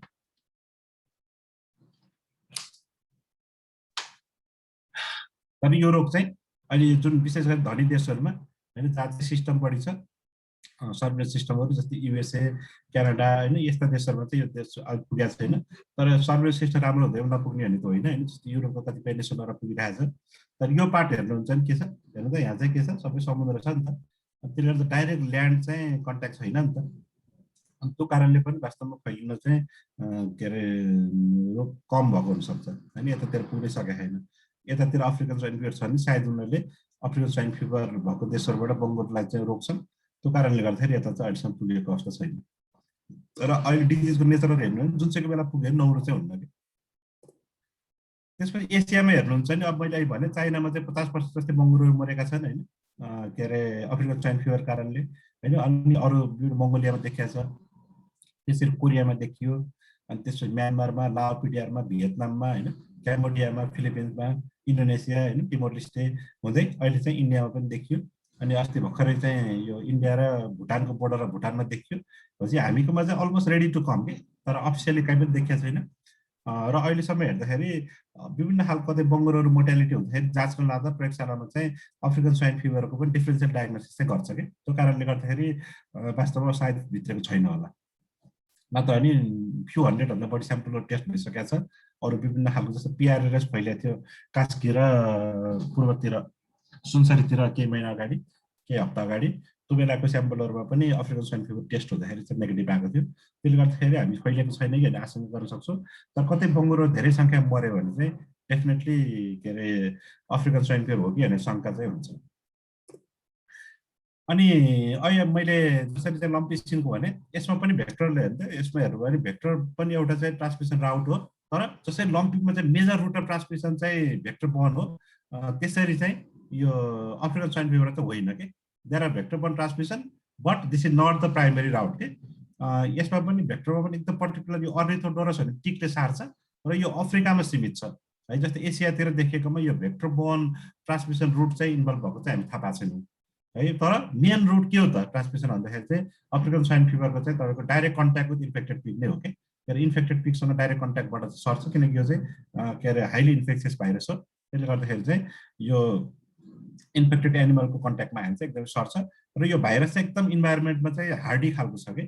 त्यसले गर्दाखेरि चाहिँ यदि कुनै ठाउँमा छ भने बङ्गुरको मासुको माध्यमबाट, बङ्गुरको रगतको माध्यमबाट, अथवा चाहिँ विभिन्न खालका चाहिँ त्यो बडी फ्लुइड्स भन्छ, बडी फ्लुइड्सहरूको माध्यमबाट पनि यो रोग चाहिँ सजिलै एक ठाउँबाट अर्को ठाउँ चाहिँ फैलिन सक्छ है। अनि अर्को चाहिँ मेन भनेको ह्युमनबाट पनि हुन्छ कि, यो फोमाइट बर्न ट्रान्समिसन भन्छ।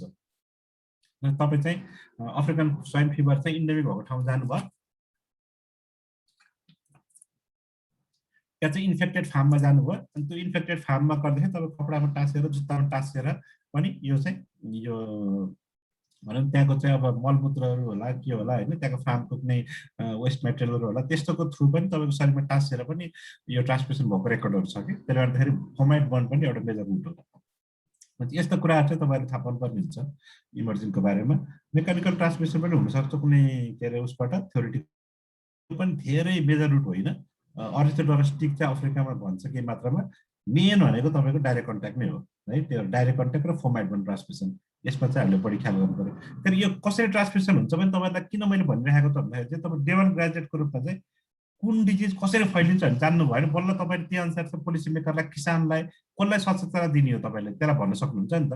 अनि तपाईँ डिजिज कन्ट्रोल स्ट्राटेजी डेभलप गर्ने ठाउँमा जानुभयो भने अब जुन रोग जुन माध्यमबाट बढी फैलिन सक्छ त्यो अनुसारको तपाईँ स्ट्राटेजी बनाउनुहुन्छ नि त। जस्तै कि हामी लम्पी स्किनको बनाइरहेको छ अवेरनेस मेटेरियल तपाईँ डेभलप गर्दै हुनुहुन्छ के हुन्छ, अब त्यहाँ चाहिँ भेक्टर बर्नको लामखुट्टे, किर्ना, उपियाँको सङ्ख्या नियन्त्रण गरोस् भन्नेतिर बढी फोकस गर्नु पऱ्यो नि त। भने यो अफ्रिकन स्वाइन फिभरको बनाइराख्नु भएको छ भने चाहिँ यो सङ्क्रमित बङ्गुरबाट सर्ने हुनाले चाहिँ यो सङ्क्रमित र रोगी र निरोगी पशुलाई चाहिँ छुट्याएर राखौँ, शङ्का लागेपछि चाहिँ हामीले चाहिँ एक ठाउँबाट अर्को ठाउँ नलैजाउँ भन्ने फोकस गर्नु पऱ्यो नि त होइन। भनेपछि यस्ता इन्फर्मेसन थाहा पाए पछाडि तपाईँलाई चाहिँ डिजिज कन्ट्रोल स्ट्राटेजी डिभाइस गर्न पनि त्यसले चाहिँ सहयोग पुऱ्याउँछ कि। त्यही पनि मैले अलिकति यो दुईवटा डिजिज अफ्रिकन र लम्पीको बारेमा राखेको कारण चाहिँ त्यो थियो। त्यसपछि कतिपय इमर्जिङ रिइमर्जिङ डिजिजहरू चाहिँ जस्तो मैले चाहिँ कतिपय मान्छेहरूको कन्सेप्सन के हुन्छ नि, इमर्जिङ रिइमर्जिङ भन्ने ती मान्छेमा सर्ने जुनोटिकमा मात्रै मान्छेको फोकस हुन्छ कि। त्यो कुरा चाहिँ मैले अलिकति क्लियर होस् भनेर चाहिँ यो लम्पी स्किन र अफ्रिकनको इक्जाम्पल राखिदिएको कि वास्तवमा। जस्तै ट्रान्सबाउन्ड्री एनिमल डिजिजमा पनि तपाईँले यो कुराहरू चाहिँ नाम आएको होला, किन ट्रान्सबाउन्ड्री भनेको अब बोर्डरको रेस्पेक्ट नगर्ने र एक ठाउँमा भएको डिजिज चाहिँ सजिलो अन्त फैलिन्छ भने त्यो ट्रान्सबाउन्ड्री हो। अनि त्यस पछाडि प्रायः इमर्जिङ रिइमर्जिङ डिजिजहरू नै ट्रान्सबाउन्ड्री नेचरका हुन्छन्, किनभने this concepts are interlinked with each other के। अनि त्यस पछाडि त्योहरू त्यो एनिमल मात्रै प्योर डिजिजहरू पनि त्यो नेचरको हुन्छ भन्ने चाहिँ एउटा दिमाग राख्नु होला। र अरू सर्टन डिजिजहरू चाहिँ ह्युमनमा सर्ने खालका जुनोटिक नेचरका पनि हुन्छन् है। त्यसमा त स्वाभाविक रूपमा जुन एनिमल हेल्थमा मात्रै देख्ने रोगहरूको तुलनामा सोसाइटल चासो चाहिँ बढी हुन्छ है। जस्तै अहिले कोभिडको बारेमा जति चर्चा हुन्छ सँगै आइरहेको भए पनि अफ्रिकन स्वाइन फिभर, लम्पी स्किनको बारेमा त्यति चर्चा भएको छैन नि त होइन, किन मान्छेलाई असर गर्ने भन्ने बित्तिकै त्यसले चाहिँ बढी महत्त्व पाउँछ।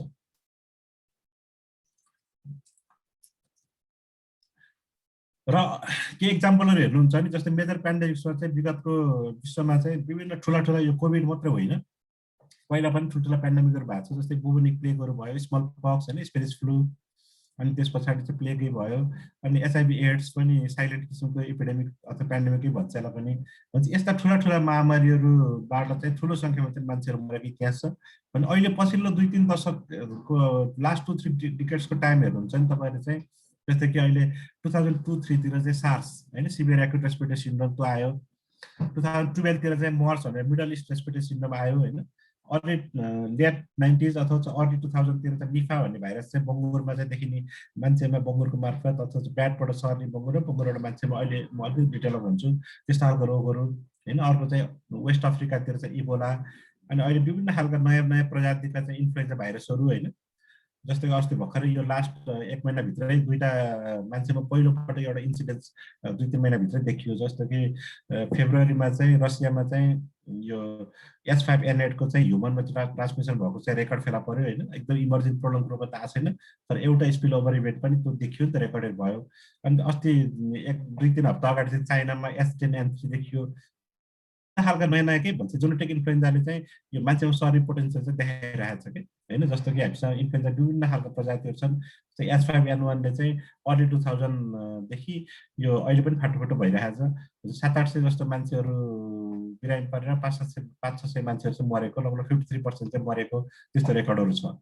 भनेपछि अब चाहिँ अरू H7N9ले मान्छेहरू मारेको रेकर्ड छ होइन, H5N6 भन्ने मान्छेमा सरेको छ होइन, H9N2 पनि केही मात्रा मान्छेमा थोरै मान्छेमा सरेको रेकर्डहरू छ भने अहिले चाहिँ दुईटा इन्फ्लुएन्जाको सब टाइपहरू चाहिँ फेरि मान्छेहरू जम्प गरेको छ नि त अवस्था। त्यसले गर्दाखेरि यो इन्फ्लुएन्जा पनि एउटा इमर्जिङ के अरे थ्रेडको रूपमा चाहिँ रहिरहेको छ र कोभिड-19को बारेमा त मैले थप व्याख्या गर्नै पर्दैन, होइन, we are all aware of it.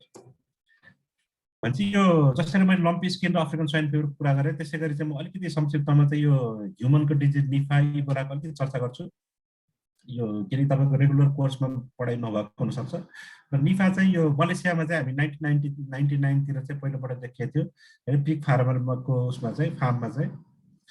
र चाहिँ यही अहिले चाहिँ तपाईँले चाहिँ आउटब्रेक चाहिँ फेरि इन्डिया र बङ्गलादेशमा पनि देखिएको छ कि।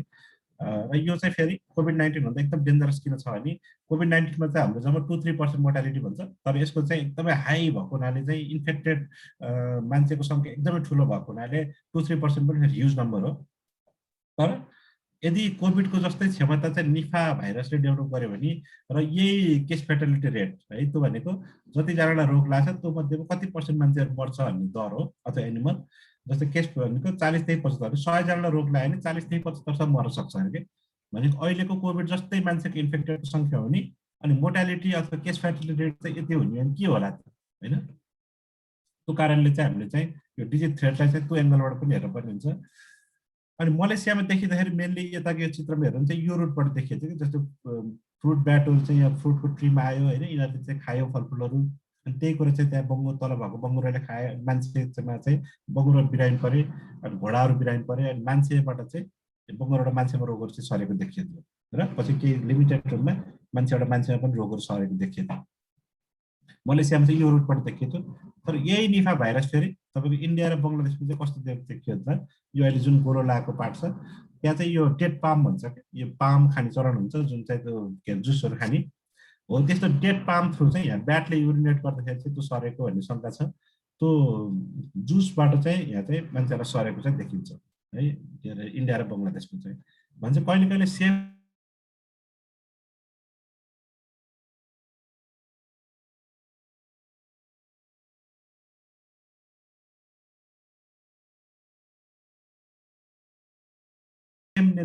रिस्क हो कि, किन तपाईँले चाहिँ यो टेरोपोडाइडी भन्ने फ्यामिलीको ब्याटले गर्दा यो फ्रुट ब्याट हो एक प्रकारको, यसले सार्ने हो। र यसको ब्याटको फ्लाइङ रेन्ज हेर्नुभयो भने यो रुट हेर्नुभयो भने चाहिँ तपाईँले नेपाल पनि यो भित्र छ नि त होइन, यो ग्रिनभित्र छ नि त नेपाल। अनि त्यसले गर्दाखेरि चाहिँ वास्तवमा यो फ्रुट ब्याट चाहिँ नेपालमा पनि पाइने ब्याट हो कि। त्यसले गर्दाखेरि हामीसँग ब्याट छँदैछ, होस्ट छ, त्यसको अर्थ यदि एजेन्ट चाहिँ केही गरी आयो भने अनि त्यसपछि एजेन्ट पनि छ, होस्ट पनि छ, इन्भाइरोमेन्ट पनि छ भन्ने बित्तिकै के हुन्छ त्यो डिजिजको चाहिँ के अरे आउटब्रेक हुने अथवा चाहिँ त्यो स्प्रेड हुने चान्स चाहिँ बढेर जान्छ है। त्यसले गर्दाखेरि चाहिँ हामी चाहिँ वास्तवमा निफाको रिस्कमा चाहिँ छौँ है। त्यस्तो बिगर एकदमै इमिडिएट थ्रेट भन्न नमिल्ला, तर it will not be new if Nipah is detected here है। त्यसै गरी अर्को चाहिँ अफ्रिकातिर देखिरहेको इबोला भन्ने हो। इबोलाको पनि निफाको जस्तो गरी चाहिँ एकदम केस फेटलिटी हाई छ, 50% भन्छ एभरेज, 20-25 देखि 90% भेरिएसन देखिएको थियो। यो पनि अफ्रिकामा देखिएको रोग हो, पहिला 1976 देखिएको थियो। तर पहिला चाहिँ एकदम फाटाफुट्टा रूपमा थोरै सङ्ख्यामा आउटब्रेकहरू हुन्थ्यो भने यो 2014देखि 16सम्म 3 वर्ष चाहिँ यसले चाहिँ वेस्टर्न अफ्रिकन नेसनमा चाहिँ ठुलो आउटब्रेकहरू कज गर्यो कि, र केही हजार मान्छेहरू चाहिँ यो कारणले चाहिँ मरे है। र इबोला पनि के अरे अहिलेको निफाको जस्तो गरी चाहिँ फ्रुट ब्याटबाटै सर्यो, त्यही जातको फ्रुट ब्याटबाट।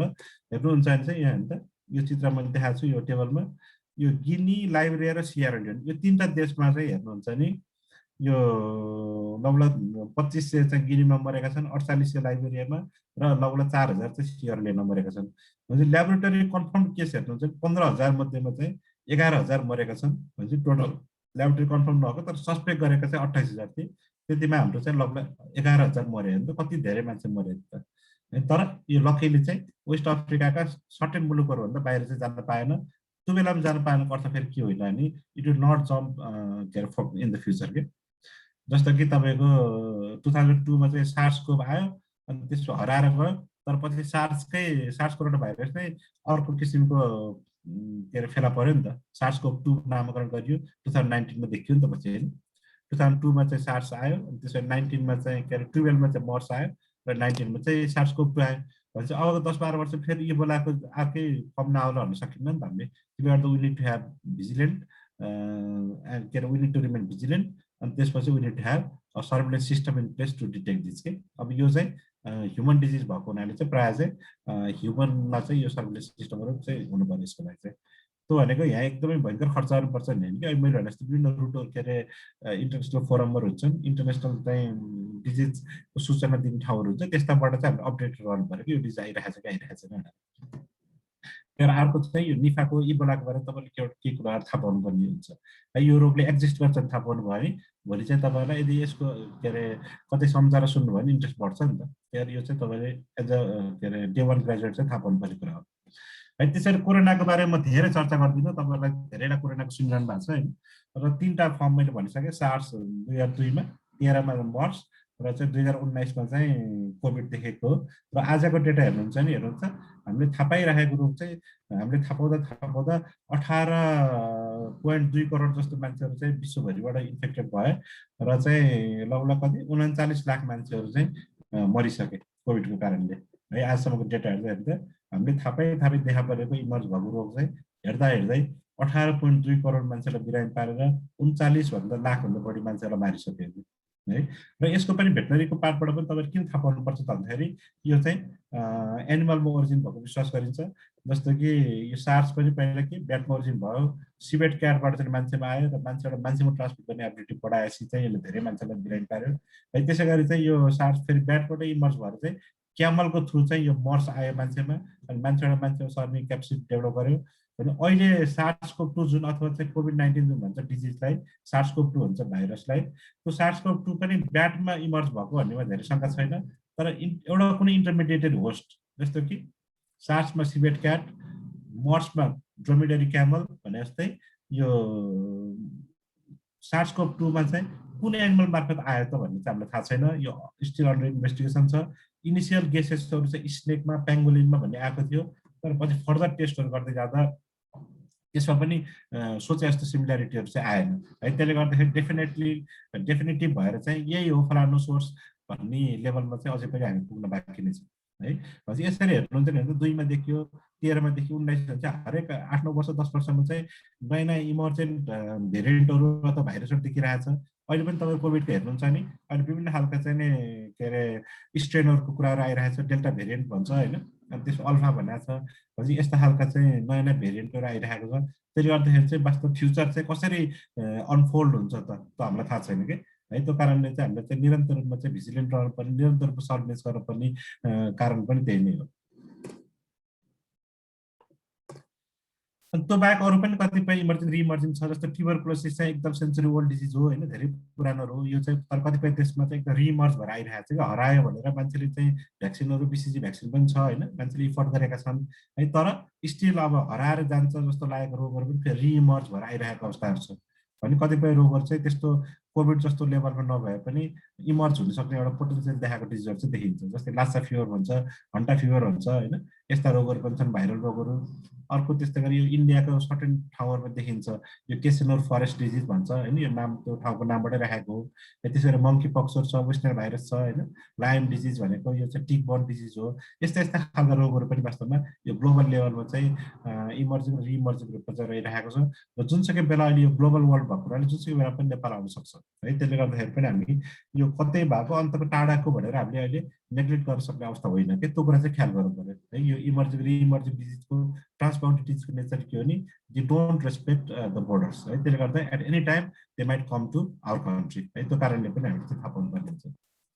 अनि के कारणले चाहिँ यस्ता इमर्जिङ र रिइमर्जिङ डिजिजहरू फैलिरहेको छ नि त भनेपछि यस्तो यस्तो बारेमा पनि प्रशस्त रिसर्चहरू भएको छ कि र मेनली चाहिँ तपाईँ ब्रोडर स्केलमा हेर्दाखेरि धेरै जस्तो चाहिँ हामी लिटरेचरले के देखाउँछ हामी यो बायोडाइभर्सिटी लस है जुन चाहिँ डिफरेस्टेसनहरूको बढ्दै जाने होइन अनि त्यसपछि हेबिटेट फ्रेगमेन्टेसनहरू हुने अनि ह्युमन बिहेभियरहरू चेन्ज भएको होइन अनि त्यस पछाडि यस्ता कुराहरूले गर्दाखेरि चाहिँ यो डिजिज ट्रान्समिसन मेकानिजमलाई चाहिँ असर गरेको भन्ने चाहिँ के अरे विभिन्न अध्ययनहरूले देखाएको छ कि त्यसले गर्दाखेरि चाहिँ धेरै जस्तो कुराहरू चाहिँ जुन इमर्जिङ रिइमर्जिङ डिजिजहरू फैलिनको निम्ति चाहिँ यो बायोडाइभर्सिटी लसहरूसँग जोडिएको हुन्छ क्लाइमेट चेन्जले इम्प्याक्ट पारिरहेको छ भन्ने विश्वास गरिन्छ होइन जस्तै बायोडाइभर्सिटी फरेस्ट लसको कुरा आयो अर्बनाइजेसन कुराहरू होइन अब यस्ता विभिन्न फ्याक्टरहरूले चाहिँ ब्रोडर स्केलमा चाहिँ यहाँ मैले जम्मा के देखाउनु स्पेसिफिक केही पनि देखाउनु खोजेको यो स्लाइडमा मात्र यो विभिन्न खालको साइन्टिफिक जर्नलहरूमा पब्लिस भएका चाहिँ यो कटिङ्सहरू चाहिँ मैले देखाएको कि यसमा चाहिँ जस्तै could forest loss have triggered the COVID-19 होइन अब यसरी अध्ययनहरू भइरहेको छ नि त जस्तै यहाँ माथि के भन्छ habitat fragmentation livelihood behaviours and contact between people and non human primates in Africa होइन disease outbreak thresholds emerge from interactions between movement behaviour landscape structure and epidemiology भन्छ होइन यस्ता खालका विभिन्न खालका जुन बायोडाइभर्सिटी सम्बन्ध के अरे सँग सम्बन्धित विषयहरू छन् त्यस्ता कुराहरू भएको लसको कारणले पनि यस्ता डिजिजहरू चाहिँ एनिमलबाट चाहिँ ह्युमनमा चाहिँ स्पिल ओभर हुन चाहिँ एउटा इन्भाइरोमेन्ट क्रिएट गरेको छ भन्ने चाहिँ अध्ययनहरूले चाहिँ देखाएको छ कि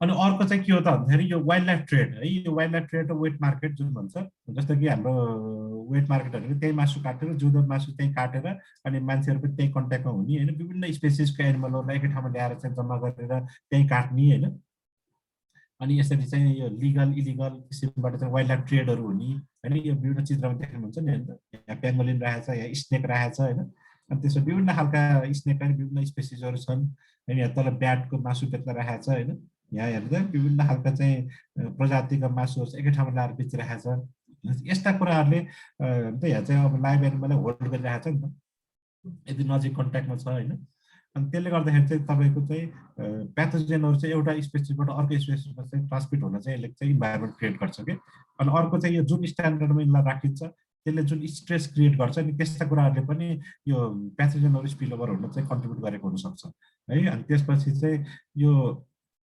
विश्वव्यापी रूपमा जति वाइल्ड लाइफ ट्रेड र वेट मार्केटको इस्युहरू छ त्यसले पनि यो रोगहरू फैलिन बन्द गरेको विश्वास गरिन्छ कि र यसको स्केल कति ठुलो छ भन्ने हेर्नुहुन्छ भने एउटा स्टडी भएको थियो युएस स्टेट डिपार्टमेन्टले गरेको त्यसले के भन्छ नि यो विश्वभरि चाहिँ वाइल्ड लाइफ जति ट्राफिकिङ हुन्छ नि त्यसको मूल्य चाहिँ $10 बिलियन एनुअली चाहिँ हेर्दा $10 बिलियन को चाहिँ यो ट्रान्ज्याक्सन चाहिँ रहेछ कि भन्छ कति ठुलो स्केल भन्छ कति मान्छेहरू इन्भल्भ होला नि त्यसमा भन्छ यो यति सानो विषय होइन कि यो त्यो कारणले गर्दाखेरि चाहिँ यस्ता कुराहरूले चाहिँ यो जेनेटिक स्पिल ओभर हुन अनि डिजिजहरू इमर्ज हुन मद्दत गरिरहेको छ होइन तर अर्को एउटा पाटोबाट फेरि हेर्दाखेरि के देखिन्छ भन्दाखेरि चाहिँ वास्तवमा जुन यो मैले तलको चित्रमा वेट मार्केट देखाएको छु यसले के देखाउँछ भने विश्वका धेरै गरिबहरू जस्तै अफ्रिकामा एसियाका गरिब मान्छेहरूको चाहिँ प्रोटिन सोर्सको मेजर ठाउँ चाहिँ के हो त वेट मार्केट भन्छ कि वेट मार्केटमा गएर मासु किनेर ल्याउने त्यो गर्ने त्यस्तो हिसाबबाट चाहिँ धेरै मान्छेहरूको गरिब मान्छेहरूको विशेष गरी चाहिँ प्रोटिन सोर्सको परिपूर्ति भइरहेको हुन्छ है त्यसले गर्दाखेरि चाहिँ अनि यो भन्ने बित्तिकै चाहिँ थाउजन्ड एन्ड थाउजन्ड पिपलको लिभलिहुडसँग पनि यो कुरा जोडिन्छ है त्यसले गर्दाखेरि चाहिँ वास्तवमा एकातिर चाहिँ ठुलो सङ्ख्याको मान्छेको लिभलिहुडलाई कन्ट्रिब्युट गर्ने अनि त्यस पछाडि चाहिँ प्रोटिन सोर्स पनि भएको हुनाले चाहिँ यो मान्छेको चाहिँ जुन एनिमल सोर्स प्रोटिन खाने इच्छा छ त्यस्ता कुराहरू पुरा गरेर निम्ति फेरि यस्तो कुराले कन्ट्रिब्युट गरिरहेको छ तर यो सँगै रिस्क पार्ट चाहिँ के हो त भन्दाखेरि चाहिँ यसले चाहिँ डिजिज स्पिल ओभर इभेन्ट्समा पनि कन्ट्रिब्युट गरिरहेको छ कि है त्यसले गर्दा दुईवटा पाटो चाहिँ बढी इम्पोर्टेन्ट भयो एउटा चाहिँ बायोडाइभर्सिटी लस र अर्को वाइल्ड लाइफ ट्रेड र contact illicit contact between the humans अनि त्यसमा डोमेस्टिक र वाइल्ड लाइफ एनिमल्सको बिचको कन्ट्याक्टले गर्दाखेरि पनि यस्ता डिजिजहरू इमर्ज हुन चाहिँ मद्दत गरिरहेको छ भने अर्को पाटोमा हेर्नुहुन्छ नि डिजिज इमर्ज चाहिँ यस्ता खालको सेटिङहरू भइरहेको छ भने होइन यो emerge once the disease is emerge होइन कोभिडकै इक्जाम्पल लिउँ जस्तै तपाईँले सुन्नु भएको छ नि 2019को डिसेम्बरबाट चाहिँ अलिअलि गाइगु भयो होइन सुरुमा चाहिँ न्युमोनिया अफ अननोन ओरिजिन भनेर आयो होइन अनि त्यो बढ्दै बढ्दै गएर चाहिँ के भयो त अहिले पछि चाहिँ वुहानको एउटा सानो ठाउँबाट सुरु भएको डिजिज चाहिँ तपाईँको विश्वभरि सबै ठाउँमा पुग्यो नि त भनेपछि अहिले के कारणले पुगिरहेको छ त भन्दाखेरि वर्ल्ड चाहिँ अहिले एउटा भिलेज भएको छ होइन यहाँ हेर्नुहुन्छ नि हेर्नुहोस् त यो सबै देखाएको चाहिँ यो एयर रुटहरू हो कि भन्छ जहाजको सञ्जालहरू हो हेर्दा विश्वको जहाज चाहिँ एक ठाउँको हेर्नु त सबै कुरा सबै संसार चाहिँ जहाजबाट कनेक्टेड छ कि त्यसले गर्दा यो सबै डिस्टेन्स चाहिँ तपाईँ ट्राभल चाहिँ फ्यु भनौँ न 2 घन्टा के 24 घन्टा 25 घन्टा अथवा 48 घन्टाभित्र चाहिँ तपाईँ विश्वको जुनसुकै मुलुकमा पनि पुग्न सक्नुहुन्छ है। तर इन्क्युबेसन पिरियड त धेरै डिजिजको भन्दा लामो हुन्छ। अनि त्यसले गर्दाखेरि तपाईँ एपरेन्टली हेल्दी रहने अनि त्यसपछि डिजिज बोकेर अर्को ठाउँमा चाहिँ जाने चान्स चाहिँ हाई हुन्छ है। त्यसले गर्दाखेरि चाहिँ यो वर्ल्ड चाहिँ अहिले एउटा इयर सञ्जालले गर्दाखेरि चाहिँ एउटा भिलेजमा टर्न भएको छ। त्यो कारणले गर्दाखेरि चाहिँ वास्तवमा एक ठाउँमा डिजिज इमर्ज भएन, अहिलेको जस्तै यी सेटिङहरूबाट इमर्ज हुन्छ अनि यस्ता रुटहरूबाट चाहिँ यो डिजिज चाहिँ वास्तवमा संसारको जुनसुकै कुना पनि पुग्न सक्छ कि। एकचोटि हेर्नुहुन्छ नि एउटा डाटा छ, जस्तै यो विश्वको जनसङ्ख्या चाहिँ 7 बिलियन जति छ, तर 2018मा पछि 1920 पछि त ट्राभल धेरै रिस्ट्रिक्सन भएको छ। 2000 विश्वको पपुलेसनभन्दा पनि बढीले चाहिँ जहाज ट्राभल गर्दो रहेछन् कि, किनकि एउटै मान्छेले पटक पटक ट्राभल गर्छ नि त। त्यसले गर्दाखेरि चाहिँ टोटलमा चाहिँ 2018मा मात्रै 8.8 बिलियन पिपलले चाहिँ इयर ट्राभल गरेको रहेछ कि। भनेपछि हेर्नुहोस् त पिपलको मुभमेन्टको लेभल कति छ त। अहिले एउटा इस्टिमेसनले के देखाएको थियो भने हरेक सेकेन्ड चाहिँ अहिले त त्यो लागु नहोला किनकि धेरै ठाउँ प्लेन बन्द छ, हरेक सेकेन्ड चाहिँ एभ्री सेकेन्ड 5 लाख जति मान्छेहरू चाहिँ आकाशमा हुन्छन् अरे कि, because of lot of year travels है। त्यसले गर्दाखेरि चाहिँ वास्तवमा मान्छेहरू टु मच ट्राभल गरिरहेका छन्। त्यसले गर्दा एक ठाउँमा इमर्ज भएको रोगहरू बोकेर चाहिँ संसारभरि चाहिँ मान्छेहरू पुगिरहेका छन्, आफैले बोकेर अथवा यस्ता वाइल्ड लाइफ ट्रेडहरूको इलिगल रुटबाट अथवा प्र्याक्टिकली फर्मल डोमेस्टिक एनिमलको ट्रेड मार्फत पनि रोगहरू चाहिँ एक ठाउँबाट अर्को ठाउँ चाहिँ फैलिरहेको छ। अनि त्यो कारणले गर्दाखेरि चाहिँ अब के देखियो त भन्दा वाइल्ड लाइफको कनेक्सन देखिँदो रहेछ, बायोडाइभर्सिटी लसको कनेक्सन देखिँदो रहेछ होइन। अनि त्यसपछि डिजिजहरू चाहिँ ह्युमनमा स्पिल ओभर हुँदो रहेछ। भनेपछि एभ्रिथिङ चाहिँ कनेक्टेड छ नि त अहिले, एनिमल, ह्युमन, इन्भाइरोमेन्ट होइन, अरू पनि फ्याक्टरहरू त्यसको कनेक्टेड छ। त्यसले गर्दाखेरि चाहिँ वास्तवमा यदि हामीले चाहिँ अप्टिमम हेल्थको कन्सेप्टलाई चाहिँ मान्ने हो भने चाहिँ हामीले चाहिँ एउटा हेल्थलाई मात्रै आइसोलेसनमा हेरेर चाहिँ वी क्यानट एचिभ भन्ने चाहिँ एउटा ग्रोइङ रियलाइजेसन छ। त्यसले गर्दाखेरि चाहिँ यदि हामीले चाहिँ एउटा सिङ्गो स्वस्थ संसार बनाउने हो भने चाहिँ हामीले चाहिँ पशुको स्वास्थ्य पनि राम्रो राख्नुपर्छ, ह्युमन हेल्थ पनि राम्रो राख्नुपर्छ अनि इकोसिस्टमको हेल्थलाई पनि राम्रो राख्नुपर्छ। र यसलाई समग्र रूपमा नाम चाहिँ हामीले अहिले वान हेल्थ भन्ने चाहिँ कन्सेप्ट बढिरहेको कारण पनि दियो कि वान हेल्थको माध्यमबाट चाहिँ हामीले चाहिँ सबैको हेल्थलाई चाहिँ प्रमोट गर्न सक्छौँ र they are connected with each other है। त्यसले गर्दा we cannot look them in isolation है। त्यो कारणले गर्दाखेरि चाहिँ हामीले चाहिँ सबैको हेल्थलाई चाहिँ विचार गर्नुपर्छ। त्यो भयो भने बल्ल हाम्रो चाहिँ एउटा प्लानेट हेल्थ अथवा चाहिँ ग्लोबल हेल्थ चाहिँ राम्रो हुन्छ है। त्यसले गर्दा अहिले चाहिँ एकदमै वान हेल्थ कन्सेप्टहरू चाहिँ बढिरहेको छ। अनि त्यस पछाडि त्यो अन्तिममा चाहिँ टेक होम मेसेजको रूपमा चाहिँ म के भन्छु भने वास्तवमा यो इमर्जिङ र रिइमर्जिङ जुनोटिक डिजिजको अथवा चाहिँ नन जुनोटिक डिजिजको पनि मैले एएसटी र के अरे एएसएफ र एलएसटीको देखाएँ। यसको थ्रेड चाहिँ एकदमै इनरमोस्ट छ। अनि त्यसले गर्दाखेरि चाहिँ यसको सोसियो इकोनोमिक इम्प्याक्टहरू एकदम हाई हुन्छ होइन। यो एनुअल डिजिजको मात्रै भए पनि सोसियो इकोनोमिक इम्प्याक्ट हाई हुन्छ, जुनोटिकको भयो भने त सोसियो इकोनोमिक इम्प्याक्ट सँगसँगै मान्छेको मोर्टालिटीहरू पनि हुन्छ अनि डिजिजहरू स्पिल ओभर हुनसक्छ। त्यसले गर्दाखेरि चाहिँ यो एकदमै थ्रेड भएको हुनाले चाहिँ as a veterinarian, as a day one graduate you need to be aware of this. र चाहिँ यो बिगर एक्सेलमा पनि सोच्नुपर्छ, हामीले गाउँको एकदम स्पेसिफिक प्रब्लम पनि सल्भ गर्नुपर्छ। तर त्यो सल्भ गरिरहँदाखेरि चाहिँ हामीले चाहिँ बिगर पिक्चरमा पनि कन्ट्रिब्युट गरिरहेको छौँ भन्ने पनि सोच्नुपर्छ कि। त्यसले गर्दाखेरि चाहिँ हामी सबैले एकदम ग्लोबल स्केलमा काम गर्नुपर्छ जरुरी छैन, तर even if you are working in the local level you are contributing to that big goal के। त्यो कुरा चाहिँ हामीले दिमागमा राख्नु पर्यो। त्यस पछाडि अहिले के देखाएको थियो अध्ययनहरूले भन्दा बायोडाइभर्सिटी लसको कारणले गर्दाखेरि चाहिँ हाम्रो चाहिँ विभिन्न डिजिजहरू चाहिँ इमर्ज भइरहेको छ, स्पिल ओभर भइरहेको छ भन्ने देखाएको छ। त्यसले गर्दाखेरि चाहिँ हामीले अलिकति सस्टेनेबल खालको डेभलपमेन्टहरू गर्नुपर्छ जुन चाहिँ हाम्रो इन्डिभिजुअल लेभलको कन्ट्रोलले नहोला, गभर्मेन्टको पोलिसीहरू त्यो किसिमको चाहिन सक्छ अथवा एउटै कन्ट्रीकोले पनि नहोला, कहिले कहिले त्यही भएर युएन एजेन्सिजहरू छ होइन, यस्ता मार्फत चाहिँ ग्लोबल किसिमका चाहिँ एउटा चाहिँ सस्टेनेबल पोलिसीहरू चाहिन्छ भने। अर्को चाहिँ मैले भने वान हेल्थ चाहिँ एउटा चाहिँ कीको रूपमा अहिले आएको छ होइन। यदि चाहिँ हामीले चाहिँ हेल्दी प्लानेट बनाउने नि we need to have healthy human, we need to have healthy animals and we need to have healthy environment है। त्यसले गर्दाखेरि वान हेल्थको कन्सेप्टबाट चाहिँ हामीले काम गर्नुपर्छ। र अन्तिममा चाहिँ अझ एकदमै टेक होम मेसेज रूपमा म 2टा सेन्टेन्स भन्छु। एउटा चाहिँ के भन्छ नि, a problem anywhere is a problem everywhere है। कुनै एक ठाउँमा प्रब्लम छ भने त्यो प्रब्लम चाहिँ जातै पुग्न सक्छ कि। तर यो त मेरो प्रब्लम होइन भने तपाईँ चाहिँ वास्तै नगरी बस्नुभयो भने भोलि त्यही प्रब्लम तपाईँलाई पनि छुन सक्छ है। त्यसले गर्दाखेरि चाहिँ हामी डिजिज एपिडेमियोलोजी कुरा गर्दाखेरि जहिले पनि we should always remember if there is a problem anywhere it might come anywhere है। त्यसले गर्दाखेरि a problem anywhere is a problem anywhere भन्छ। अनि अर्को चाहिँ मैले अलिकति चुस्ता छोएँ, एक्ट लोकली थिङ्क ग्लोबली भन्छ कि। तपाईँले चाहिँ एउटा एनिमललाई चाहिँ भनौँ न भ्याक्सिन लाउनु भयो भने त्यो एनिमल प्रोटेक्सन भयो भने त्यसबाट हुनसक्ने स्पिल ओभर इभेन्ट अथवा त्यो एनिमल कारण बिरामी परेर हुनसक्ने सोसियो इकोनोमिक इम्प्याक्टलाई चाहिँ घटाउन मद्दत गर्यो नि त। त्यसले गर्दाखेरि तपाईँले चाहिँ एउटा इन्डिभिजुअलको रूपमा चाहिँ हामीले सानो ठाउँमा काम गर्छौँ, तर त्यो कुरा चाहिँ क्युमुलेटिभ रूपमा चाहिँ त्यसले चाहिँ ग्लोबल नै इम्प्याक्ट पारिरहेको हुन्छ र तपाईले एक ठाउँमा जस्तो कि मैले सिएनएन के अरे ह्वानेन सीफुड मार्केटको कुरा गरेँ यदि त्यो मार्केटमा चाहिँ राम्रो खालको चाहिँ बायोसेक्युरिटी मेजर्सहरू इन प्लेस भएको भए चाहिँ त्यहाँबाट डिजिज चाहिँ स्पिल ओभर हुन्थेन होला नि त त्यहाँको मान्छेले राम्रोसँग त्यो बेला काम गरेको भए चाहिँ आज चाहिँ सबै ठाउँ फैलिन्थेन होला यदि त्यहीँ ओरिजिनेट भएको भने किन अहिले डिबेटहरू पनि छ वास्तवमा त्यहीँ नै ओरिजिनेट भएको हो कि भने पनि त्यसले गर्दाखेरि हामीले गर्ने हरेक कामहरूले चाहिँ एउटा त्यही लोकल लेभलमा फाइदा हुन्छ तर त्यो सँगसँगै हामीले चाहिँ ग्लोबल लेभलमा पनि कन्ट्रिब्युट गरिरहेको छ भन्ने पनि हामीले सोच्नुपर्ने हुन्छ फेरि यो दुईवटा सेन्टेन्स चाहिँ मैले स्पेसिफिक दोहोऱ्याउँछु a problem anywhere is a problem everywhere अनि एक्ट लोकली थिङ्क ग्लोबली है यति भन्दै मैले प्रेजेन्टेसन चाहिँ मैले एन्ड गर्छु र केही क्वेसनहरू छन् भने चाहिँ हामी चाहिँ डिस्कस गरौँ है थ्याङ्क यू सर आफ्नो बिजी सेड्युलमा पनि प्रोग्रामको लागि टाइम निकालिदिनु भयो हजुरलाई धेरै धन्यवाद छ अब हामी अब क्वेसन एन्सर सेसनतिरै लागौँ फर्स्ट क्वेसन छ अनामिका श्रेष्ठबाट easy idea about specificity and sensitivity of diagnosis test भनेर लेख्नुभयो डायग्नोस्टिक टेस्ट थ्याङ्क यू अस्ति यो त अरू अगाडि क्लासमा पनि आयो होला सेन्सिटिभिटी र स्पेसिफिटी एकदम यो क्लियर हुनुपर्ने कन्सेप्ट हो होइन जस्तै सेन्सिटिभिटी भने के हो भने टेस्टको डायग्नोस्टिकसँग जोडिन्छ के कुराहरू है त्यसले गर्दाखेरि चाहिँ तपाईँको यो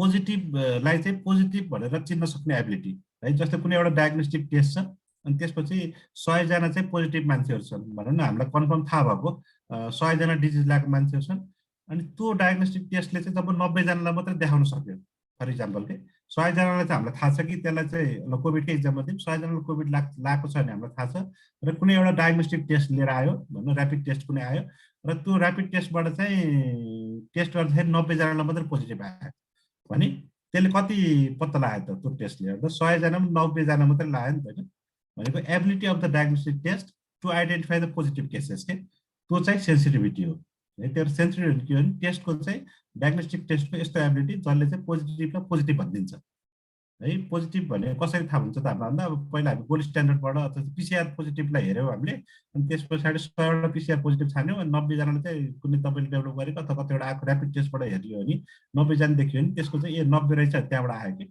अनि पछि अन्त चाहिँ हामीले त्यही 90 जनाले चाहिँ यसले सही डिटेक्ट गर्छ भनेर भनिदियो है त्यो कारणले गर्दाखेरि सिम्पल भाषा भन्दा पोजिटिभलाई पोजिटिभ भन्न सक्ने एबिलिटी चाहिँ सेन्सिटिभिटी हो अनि अर्को चाहिँ ठ्याक्क उल्टो के उल्टो त नभनौँ कम्प्लिमेन्ट्री नेगेटिभ छ भने नेगेटिभ भन्दैन कि जस्तै तपाईँलाई चाहिँ पिसिआर टेस्ट गरेर 100 जना चाहिँ नेगेटिभ हो यो कसै यिनीहरूमा कोभिड छैन भने थाहा पाउनुभयो अनि कुनै एउटा डायग्नोस्टिक टेस्ट लिएर आयो अनि त्यसले जाँदा पनि सबैलाई नेगेटिभै देखाइदियो भने के भयो त्यसको स्पेसिफिसिटी चाहिँ 100 भयो तर 10 जनालाई पोजिटिभ देखाइदियो भने हामीलाई थाहा छ नि त तिनीहरू त पोजिटिभ होइनन् किनकि हाम्रो डायग्नोस्टिक टेस्टबाट कन्फर्मेटरी डायग्नोस्टिक टेस्टबाट हामीलाई थाहा छ कि तिनीहरू चाहिँ पोजिटिभ होइनन् तर तपाईँको टेस्टले देखायो भने के भयो त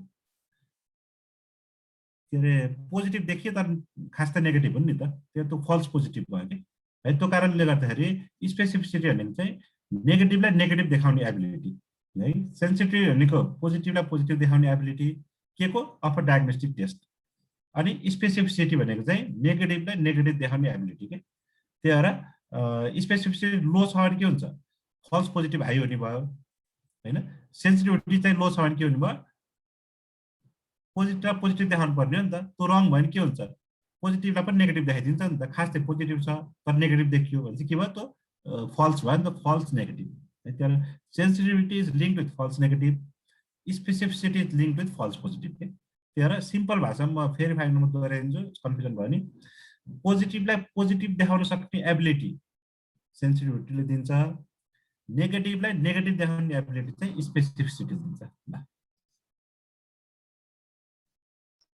थ्याङ्क यू सर अब नेक्स्ट क्वेसन छ मिस्टर विनय थापाबाट what is the economic and feasible way to prevent LST in Nepal what about vaccination and vaccines what are the simulation practices should we perform or no before the outbreak of ASF in Nepal to become self prepare thank you Vinay भाइ वास्तवमा गभर्मेन्टले सोच्नुपर्ने लेभलकै question चाहिँ भाइले राख्नु भएको छ अब जस्तै लम्पी स्किन डिजिजको चाहिँ के छ भने अब जस्तै हाम्रो चाहिँ सर्ट एन्ड पूर्वको एरियामा देखिएको सुरुमा अनि त्यस पछाडि फैलिँदै गयो र यसको लागि चाहिँ यो स्पेसिफिक खालको भाइरस हो कि र क्याप्रिपक्स भाइरसको 3टा किसिम छ तपाईँहरू पढ्नु पनि भयो होला होइन किन मलाई हाल्नु तपाईँहरू बढी आउँछ होला यस्तो कुराहरू के अरे लम्पी स्किन डिजिज अनि त्यसपछि सिप पक्स र गोट पक्स यो तिनवटा किसिमको चाहिँ भाइरसहरूको चाहिँ एकदम एन्टिजेनिक सिमिल्यारिटी हुन्छ के भनेको एउटाको भ्याक्सिनले अर्कोलाई पनि काम गर्छ। त्यसले गर्दा लम्पी स्किनकोमा चाहिँ हाम्रो आइदर लम्पी स्किनकै भ्याक्सिन पनि लगाउन सक्यो एउटा पाटो चाहिँ है, त्यो डिथलिङ स्ट्रेन भन्छ त्यसलाई चाहिँ होइन, त्यो एलएसडी चाहिँ डिथलिङ भाइरस पनि भन्ने चलन छ। त्यो एउटा चाहिँ डिथलिङ स्ट्रेन भयो, त्यो चाहिँ होमोलगस भयो, किनकि एलएसडीको लागि एलएसडी नै युज गरियो नि त हामीले, त्यो होमोलगस भ्याक्सिन भयो।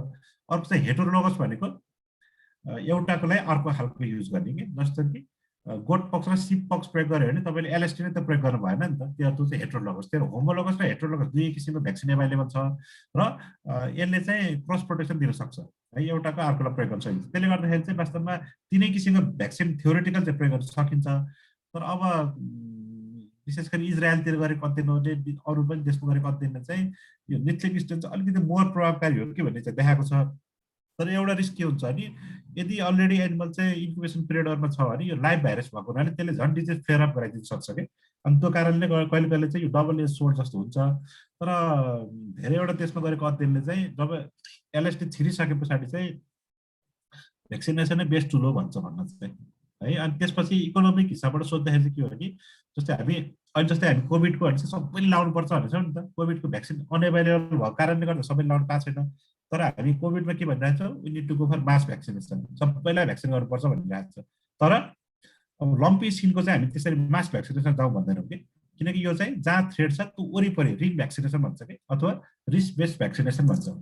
रिस्कको आधारमा त्यो सर्टेन एरियाभित्र जेनरली 50-60 किलोमिटर भन्छ डिजिज देखेको ठाउँबाट, त्यो एरियालाई कभर गर्ने गऱ्यो भने हाम्रो चाहिँ सस्तो हुन्छ र त्योभन्दा अरू ठाउँमा चाहिँ डिजिज फैलिँदैन है। त्यसको निम्ति सँगसँगै के गर्नु पऱ्यो, मुभमेन्ट कन्ट्रोलहरू पनि गर्नु पऱ्यो कि, कुनै ठाउँमा डिजिज देखियो भने डिजिज देखिएको ठाउँबाट एनिमल आउन नदिने र चाहिँ इन्टरनल मुभमेन्ट कन्ट्रोल पनि हामीले चाहिँ भनौँ न पूर्वतिर देखिरहेको छ नि, पूर्वबाट आउने एनिमलहरूमा चाहिँ लम्पी स्किन छ कि छैन हेरेर मात्रै के अरे सर्टिफिकेटको आधारमा मात्रै हामी ट्रान्सपोर्ट गरिदिने, त्यस्ता किसिमको मेजरहरू चाहिँ अप्नाउन सक्छौँ। र लम्पी स्किन अफ्रिकन स्वाइन फिभरको बारेमा भाइले सोधेको पनि एकदम भ्यालिड क्वेसन हो, र किन जुनसुकै बेला पनि यो आउन सक्छ नि त। अहिलेसम्म हाम्रो इन्डियामा देखा परिसकेको छ, तर नेपालमा नआओस् भन्नको निम्ति यदि आइहाल्यो भने के तयारी गर्ने त भन्नको निम्ति यो साइन्टिफिक हिसाबबाट एपिडेमियोलोजीमा हामी जहिले पनि सिमुलेसन एक्सर्साइज भन्छौँ, भाइले राइटली पोइन्ट आउट गरेको छ।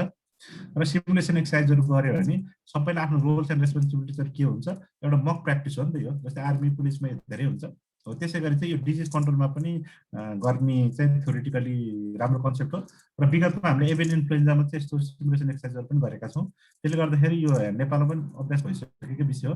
तर अफ्रिकन स्वाइन फिभरमा अहिलेसम्म गरेका छैन, त्यो गर्नु चाहिँ थ्योरिटिकली र प्र्याक्टिकल हिसाबबाट चाहिँ एकदम राम्रो कुरा हो।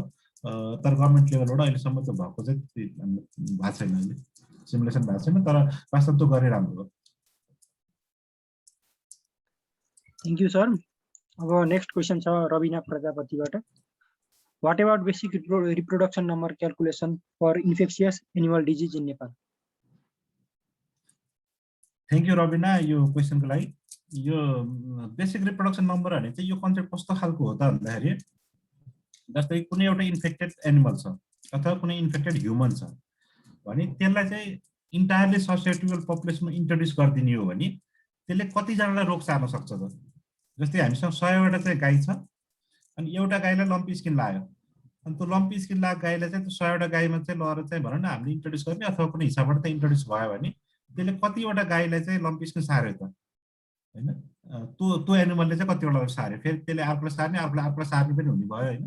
तर पर्टिकुलर त्यही एउटा एनिमलले कतिवटालाई सार्यो त, अथवा ह्युमन भनेको एउटा कोभिड भएको ह्युमनले कतिजनालाई चाहिँ सार्यो त भन्ने कन्सेप्ट चाहिँ बेसिक रिप्रोडक्सन नम्बर हो है। थ्योरिटिकली चाहिँ भनेको एउटा इन्फेक्टेड इन्डिभिजुअलले ससेप्टेबल पपुलेसनमा इन्ट्रोड्युस गर्दा कतिजना चाहिँ सेकेन्डरी केसेसहरू चाहिँ प्रड्युस गर्छ भनेको how many infection it will create, त्यो कन्सेप्ट चाहिँ बेसिक रिप्रोडक्सन नम्बर हो। र नेपालमा पनि अब थ्योरिटिकली जस्तै इभन कोभिडको पनि कतिपय पेपरहरूमा देखिन्छ होइन। अहिले चाहिँ हामी धेरैवटा देशमा चाहिँ अब भनौँ न बेसिक रिप्रोडक्सन 2-3 भन्छ कोभिडको, तर यो चाहिँ सेटिङ अनुसार फरक हुन्छ कि। र कतिपय कुराहरू चाहिँ हामीले प्यारामिटर एजम्सन गरेको गर्छ र एजम्सनहरू नमिल्न सक्छ, किन कतिपय कुराहरूमा हामीले चाहिँ होमोजिनस डिस्ट्रिब्युसन मानिरहेको हुन्छ तर पपुलेसन चाहिँ त्यसरी नै होमोजिनस नभएको हुनसक्छ। त्यसले गर्दाखेरि आएको नम्बरहरूमा अनसर्टेनिटी हुन्छ।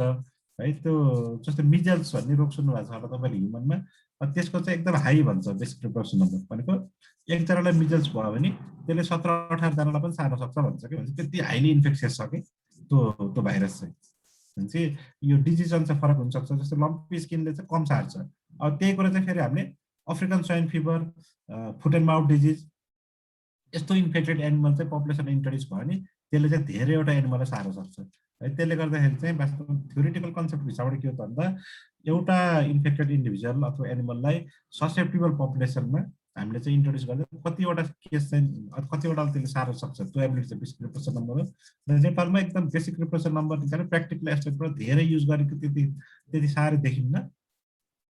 तर केही प्रयासहरू भएका छन्, जस्तो कोभिडमा पनि त्यो प्रयासहरू भएको छ। तर एनिमल डिजिजमा यसरी कति रहेछ यसको आर नट भन्छ कि त्यो छोटकरीमा चाहिँ कति रहेछ यसको आर नट भनेर त्यसरी क्यालकुलेट गर्ने गरेको त्यति देखिन्न, जस्तो प्र्याक्टिकली युज भएको छ मान्छेमा। Thank you sir. अब नेक्स्ट क्वेसन भन्दा पनि उहाँले सौगत केसीबाट सजेसन माग्नु भएको रहेछ तपाईँबाट, हजुरबाट। Any specific profession related advice to day 1 graduates considering the current situation भनेर सजेसन माग्नु भएको छ सर। अब यो चाहिँ एकदमै ब्रोड भयो। अनि जस्तै इन्डिभिजुअल अनुसारले फरक हुन्छ कि। यस्तो अब मैले भनौँ न अब यही भनेर प्रेस्क्रिप्टिभ हिसाबबाट भन्ने कुरा चाहिँ भन्दा पनि अब हामीमा नि यहाँ त कति जस्तो अहिले कतिजना हुनुहुन्छ 30-35 जना हुनुहुन्छ र होइन। अब यहाँ पनि आफ्नो आफ्नो इच्छाहरू हुन्छ होइन। जस्तै what is your next plan है, यो तपाईँको प्लानको बारेमा you are the best person to know के। र अहिले हाम्रोको मैले यो जस्तै युएसमा पढेँ होइन, यो बाहिर र यहाँ हामीमा मैले के फरक पाउँछु भने वास्तव बाहिर चाहिँ सानसानो बच्चा पनि एकदम कन्फिडेन्ट हुन्छन् के। त्यो राइट हुनु पनि सक्छ नहुनु पनि सक्छ होइन, तर they are very confident from their beginning के। त्यो बच्चाले आई वान्ट टु भेट अथवा I want to be a के अरे रिपोर्टर अथवा I want to be a doctor यस्तो यस्तो भनेर एकदम सानैबाट चाहिँ एकदम कन्फिडेन्ट देखिन्छ कि। तर हाम्रोमा के देखिन्छ भने त्यो सायद त्यो सोसियो इकोनोमिक अथवा चाहिँ हामीलाई कल्चर होइन कसरी हुर्काइयो, हाउ वेयर ब्रट अप यस्तो कुरोले पनि असर गर्ने होला। अनि हामीकोमा चाहिँ डाक्टरै भइसकेको मान्छेहरू पनि वास्तव कति वर्ष भइसक्यो सोद्धाखेरि मेरो यो प्लान हो भन्न सक्ने चाहिँ हाम्रो चाहिँ त्यो खालको एउटा कल्चर छैन कि। त्यसले गर्दाखेरि अनि के हो भने नि खै के अनि गर्ने मलाई थाहा छैन भन्ने खालको एन्सरहरू चाहिँ हाम्रो आइरहेको हुन्छ।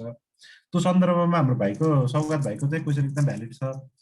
र मैले के भन्छु भने तपाईँहरूलाई यसमा मेरो पर्सनल सजेसन चाहिँ जस्तो कि तपाईँको के हो, वाट इज यो प्लान। जस्तै तपाईँ चाहिँ भनौँ न ग्रेजुएट स्कुल चाहिँ म चाहिँ विदेश गएर पढ्छु, म चाहिँ पहिला चाहिँ हायर डिग्रीहरू लिन्छु अनि त्यस पछाडि बल्ल चाहिँ म चाहिँ अथवा विदेशै बस्छु होइन अथवा चाहिँ हायर डिग्री विदेशमा लिएर फर्किन्छु भन्ने खालको प्लान छ भने तपाईँले के गर्नु पऱ्यो, त्यो विदेश जानको लागि चाहिने रिक्वायरमेन्टहरू के हो। जस्तै if you are planning for USA, अब यु निड टु डु अब जिआरई गर्नु पऱ्यो, अनि त्यसपछि टफेल गर्नु पऱ्यो, अनि त्यस पछाडि प्रोफेसरसँग कम्युनिकेट गर्नु पऱ्यो होइन। अनि त्यस पछाडि तपाईँको विषय के हो त्यो भित्र पनि फेरि तपाईँ चाहिँ अब भनौँ न इम्युनोलोजी पढ्न चाहनुहुन्छ नि, अब कुन कलेजमा कुन डिपार्टमेन्टमा इम्युनोलोजी पढाइ हुन्छ त्यो पत्ता लगाउनु पऱ्यो। त्यो पत्ता लगाउनु पनि तरिकाहरू छन् फेरि, जस्तो कि तपाईँको सिनियरहरू गइरहेको होला, एउटा केही न केही कम्युनिकेसनको के अरे च्यानल त चाहियो नि त। अनि त्यस पछाडि आफ्नो सिनियरहरू गएको ठाउँहरू होइन अथवा आफै एक्सप्लोर पनि गर्न सकिन्छ। अहिले चाहिँ टिप अफ द ह्यान्डमा चाहिँ सबैको इन्टरनेट छ, सबैसँग फोन छ होइन, अनि त्यो हेरेर खोज्न सकिन्छ। अनि त्यस पछाडि चाहिँ अब तपाईँ अमेरिका होइन म चाहिँ युरोपतिर जान्छु भने जिआरईको तिर लाग्नु परेन, किनकि युएसमा चाहिँ जिआरईको रिक्वायरमेन्ट छ। त्यो पनि अहिले कतिपय युनिभर्सिटीले हटाउँदै पनि गएको छ। तर युरोपमा अस्ट्रेलिया जाने भने फेरि तपाईँ त्यो गर्नु परेन होइन, तपाईँ चाहिँ त्यतातिर तपाईँहरूमा आइएल टेस्टमा प्रायोरिटी दिइराखेको देखिन्छ, त्यो खालको प्रिपरेसन गर्नु पऱ्यो। तर हायर डिग्रीमा जाने भने तपाईँले त्यस्तो खालको प्रिपरेसन गरेर फोकस गर्नु पऱ्यो। यदि तपाईँ होइन म नेपालै बस्ने हो, नेपालमा चाहिँ म अब भनौँ न नेपालमा पनि प्र्याक्टिस गर्छु भन्ने हो कि, अथवा चाहिँ नेपालभित्र पनि एकाडेमिक लाइनमा जान्छु भन्ने हो कि होइन, अथवा चाहिँ हामी चाहिँ म सेल्फ इम्प्लोइड हुन्छु, म क्लिनिक गर्छु अथवा म फार्म खोल्छु भन्ने हो कि, तपाईँको आफ्नो प्लान के हो त्यो प्लान अनुसार गर्ने हो क्या तयारी चाहिँ। जस्तो कि तपाईँ चाहिँ म होइन लोकसेवाको छिरेर चाहिँ सरकारी अफिसर हुने हो भन्ने हो भने चाहिँ अब लोकसेवाको सिलेबस डाउनलोड गर्नु पऱ्यो, अनि त्यसमा कस्तो कस्तो क्वेसन सोध्दो रहेछ त्यो थाहा पाउनु पऱ्यो। तपाईँले रेगुलर पढेको बेलामा के अरे कोर्समा पढाइ भएको बाहेक अरू प्रिपरेसनको कुराहरू मेटेरियलहरू चाहिन सक्छ, त्यसमा चाहिँ कहाँ पाइन्छ त्यस्तो मेटेरियल खोज्नु पऱ्यो। त्यो पहिलो स्टेप यो सिलेबस डाउनलोड गर्नु पऱ्यो होइन। अनि त्यसरी चाहिँ हामीले चाहिँ प्लान अनुसार गर्ने हो कि। र अब अहिले चाहिँ तपाईँहरूले चाहिँ यो जुन लकडाउन छ त्यो जसले चाहिँ मुभमेन्टहरू रेस्ट्रिक्सन गरेको छ, त्यो यसमा चाहिँ तपाईँ फ्रस्ट्रेट हुनु भएन। अब किनकि अहिले ग्लोबली नै त्यो खालको इन्भाइरोमेन्ट छ, त्यसले गर्दाखेरि चाहिँ यो सबैको टाइम अलिकति लस भएको छ र एभ्रिथिङ इज स्लोइङ डाउन के। अनि त्यसले गर्दा त्यसलाई चाहिँ इजी रूपमा लिएर अब एकदम फ्रस्ट्रेसन डेभलप गर्न भएन आफूमा, स्टे पोजिटिभ रहनु पर्यो होइन। किनकि यो it's not only about you कि इन्डिभिजुअल एकजनालाई मात्रै समस्या होइन होइन। अहिले फेरि ग्लोबल रूपमै हेर्नुहुन्छ नि तपाईँ वास्तव एङ्जाइटीका होइन, अनि त्यसमा यस्ता विभिन्न खालको समस्याहरू चाहिँ बढेको छ कि कोभिडले गर्दा। तर त्यसमा चाहिँ किन हामीसँग अप्सन छैन नि त, त्यसले गर्दा अप्सन नभएको हुनाले चाहिँ हामी यो फेरि एकजनालाई पनि होइन, अनि त्यो कारणले अब स्टे पोजिटिभ हुने, पोजिटिभ रहनु पर्यो। र चाहिँ तपाईँहरू आफ्नो करियर पाथ यदि थाहा छ भने त्यो पाथलाई एचिभ गर्ने गरी अगाडि बढ्नु पर्यो। यदि त्यो पाथ अहिले नै क्लियर छैन भने चाहिँ तपाईँहरूले आफ्नो अगाडिको सिनियरहरूले के गरेछन् उनीहरूसँग कम्युनिकेट गर्ने, फ्यामिली मेम्बरहरूबाट सजेसनहरू लिएर चाहिँ एउटा आफ्नो ट्र्याकलाई चाहिँ बिस्तारै क्लियर गर्दै जानु पर्यो। एउटा बाटो रोजेर हिँड्नुपर्ने हुन्छ है। अथवा चाहिँ कहिले कहिले अब भनौँ न आफ्नो हिँड्दै जाँदा एउटा बाटो नयाँ खनिँदै जान्छ कि अहिले म जे छु मैले 20 वर्ष अगाडि मलाई यही हुन्छ थाहा थिएन नि त है। त्यसले गर्दाखेरि चाहिँ समटाइम्स एउटा अपर्च्युनिटी आयो त्यो क्याच गरिन्छ र त्यही अपर्च्युनिटी ड्राइभ गर्दै पनि लान्छ। जो प्लान छ त्यही गर्छु भन्छ त्यसको चाहिँ त्यही बाटोमा जाने चान्स होला। तर त्यसको अर्थ फेरि प्लान नगरी केही पनि हुन्न भन्ने पनि होइन। फेरि यो चाहिँ एकदमै एब्स्ट्र्याक्ट खालको कुरा हो। र चाहिँ अहिलेको सन्दर्भमा चाहिँ मैले सर्ट गरेर भन्दाखेरि चाहिँ एकदम पोजिटिभ रहनुहोस् र चाहिँ तपाईँले चाहिँ विभिन्न बाटोहरू एक्सप्लोर गर्नुहोस् र त्यो मध्ये मलाई सुइटेबल, किन आफ्नो एबिलिटी हुन्छ नि त मान्छेको, आफ्नो एबिलिटी अनुसारको चाहिँ बाटोमा अगाडि बढ्नुहोस् भन्ने सजेसन दिन्छु म चाहिँ यो करियर पाथको हिसाबबाट चाहिँ। Thank you sir. अब हामी चाहिँ प्रोग्रामको इन्डमा आइसकेका छौँ। आफ्नो केही विचार राखिदिनु हुन र अनि प्रोग्रामलाई पनि इन्ड गराइदिनु हुन म आइबिएससी रामपुरको प्रेसिडेन्ट समिन दाहालज्यूलाई हार्दिक अनुरोध गर्दछु।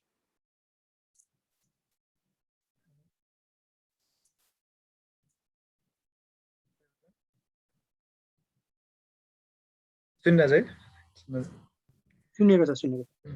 Thank you, sir, for this wonderful session in spite of your busy schedule. Okay, पनि सबैजनालाई धेरै नै इन्फर्मेटिभ सेसन लाग्यो होला। अनि I would like to thank all the participants for being here till the end of this series. Now I would like to officially end this session as well as the series Day 1 competency for veterinary graduates. Stay safe, stay positive. Thank you. Okay, thank you. Thank you भाइ। ल thank you. यसका साथै programme end गराइदिनु हुन हार्दिक अनुरोध गर्दछु। हाम्रो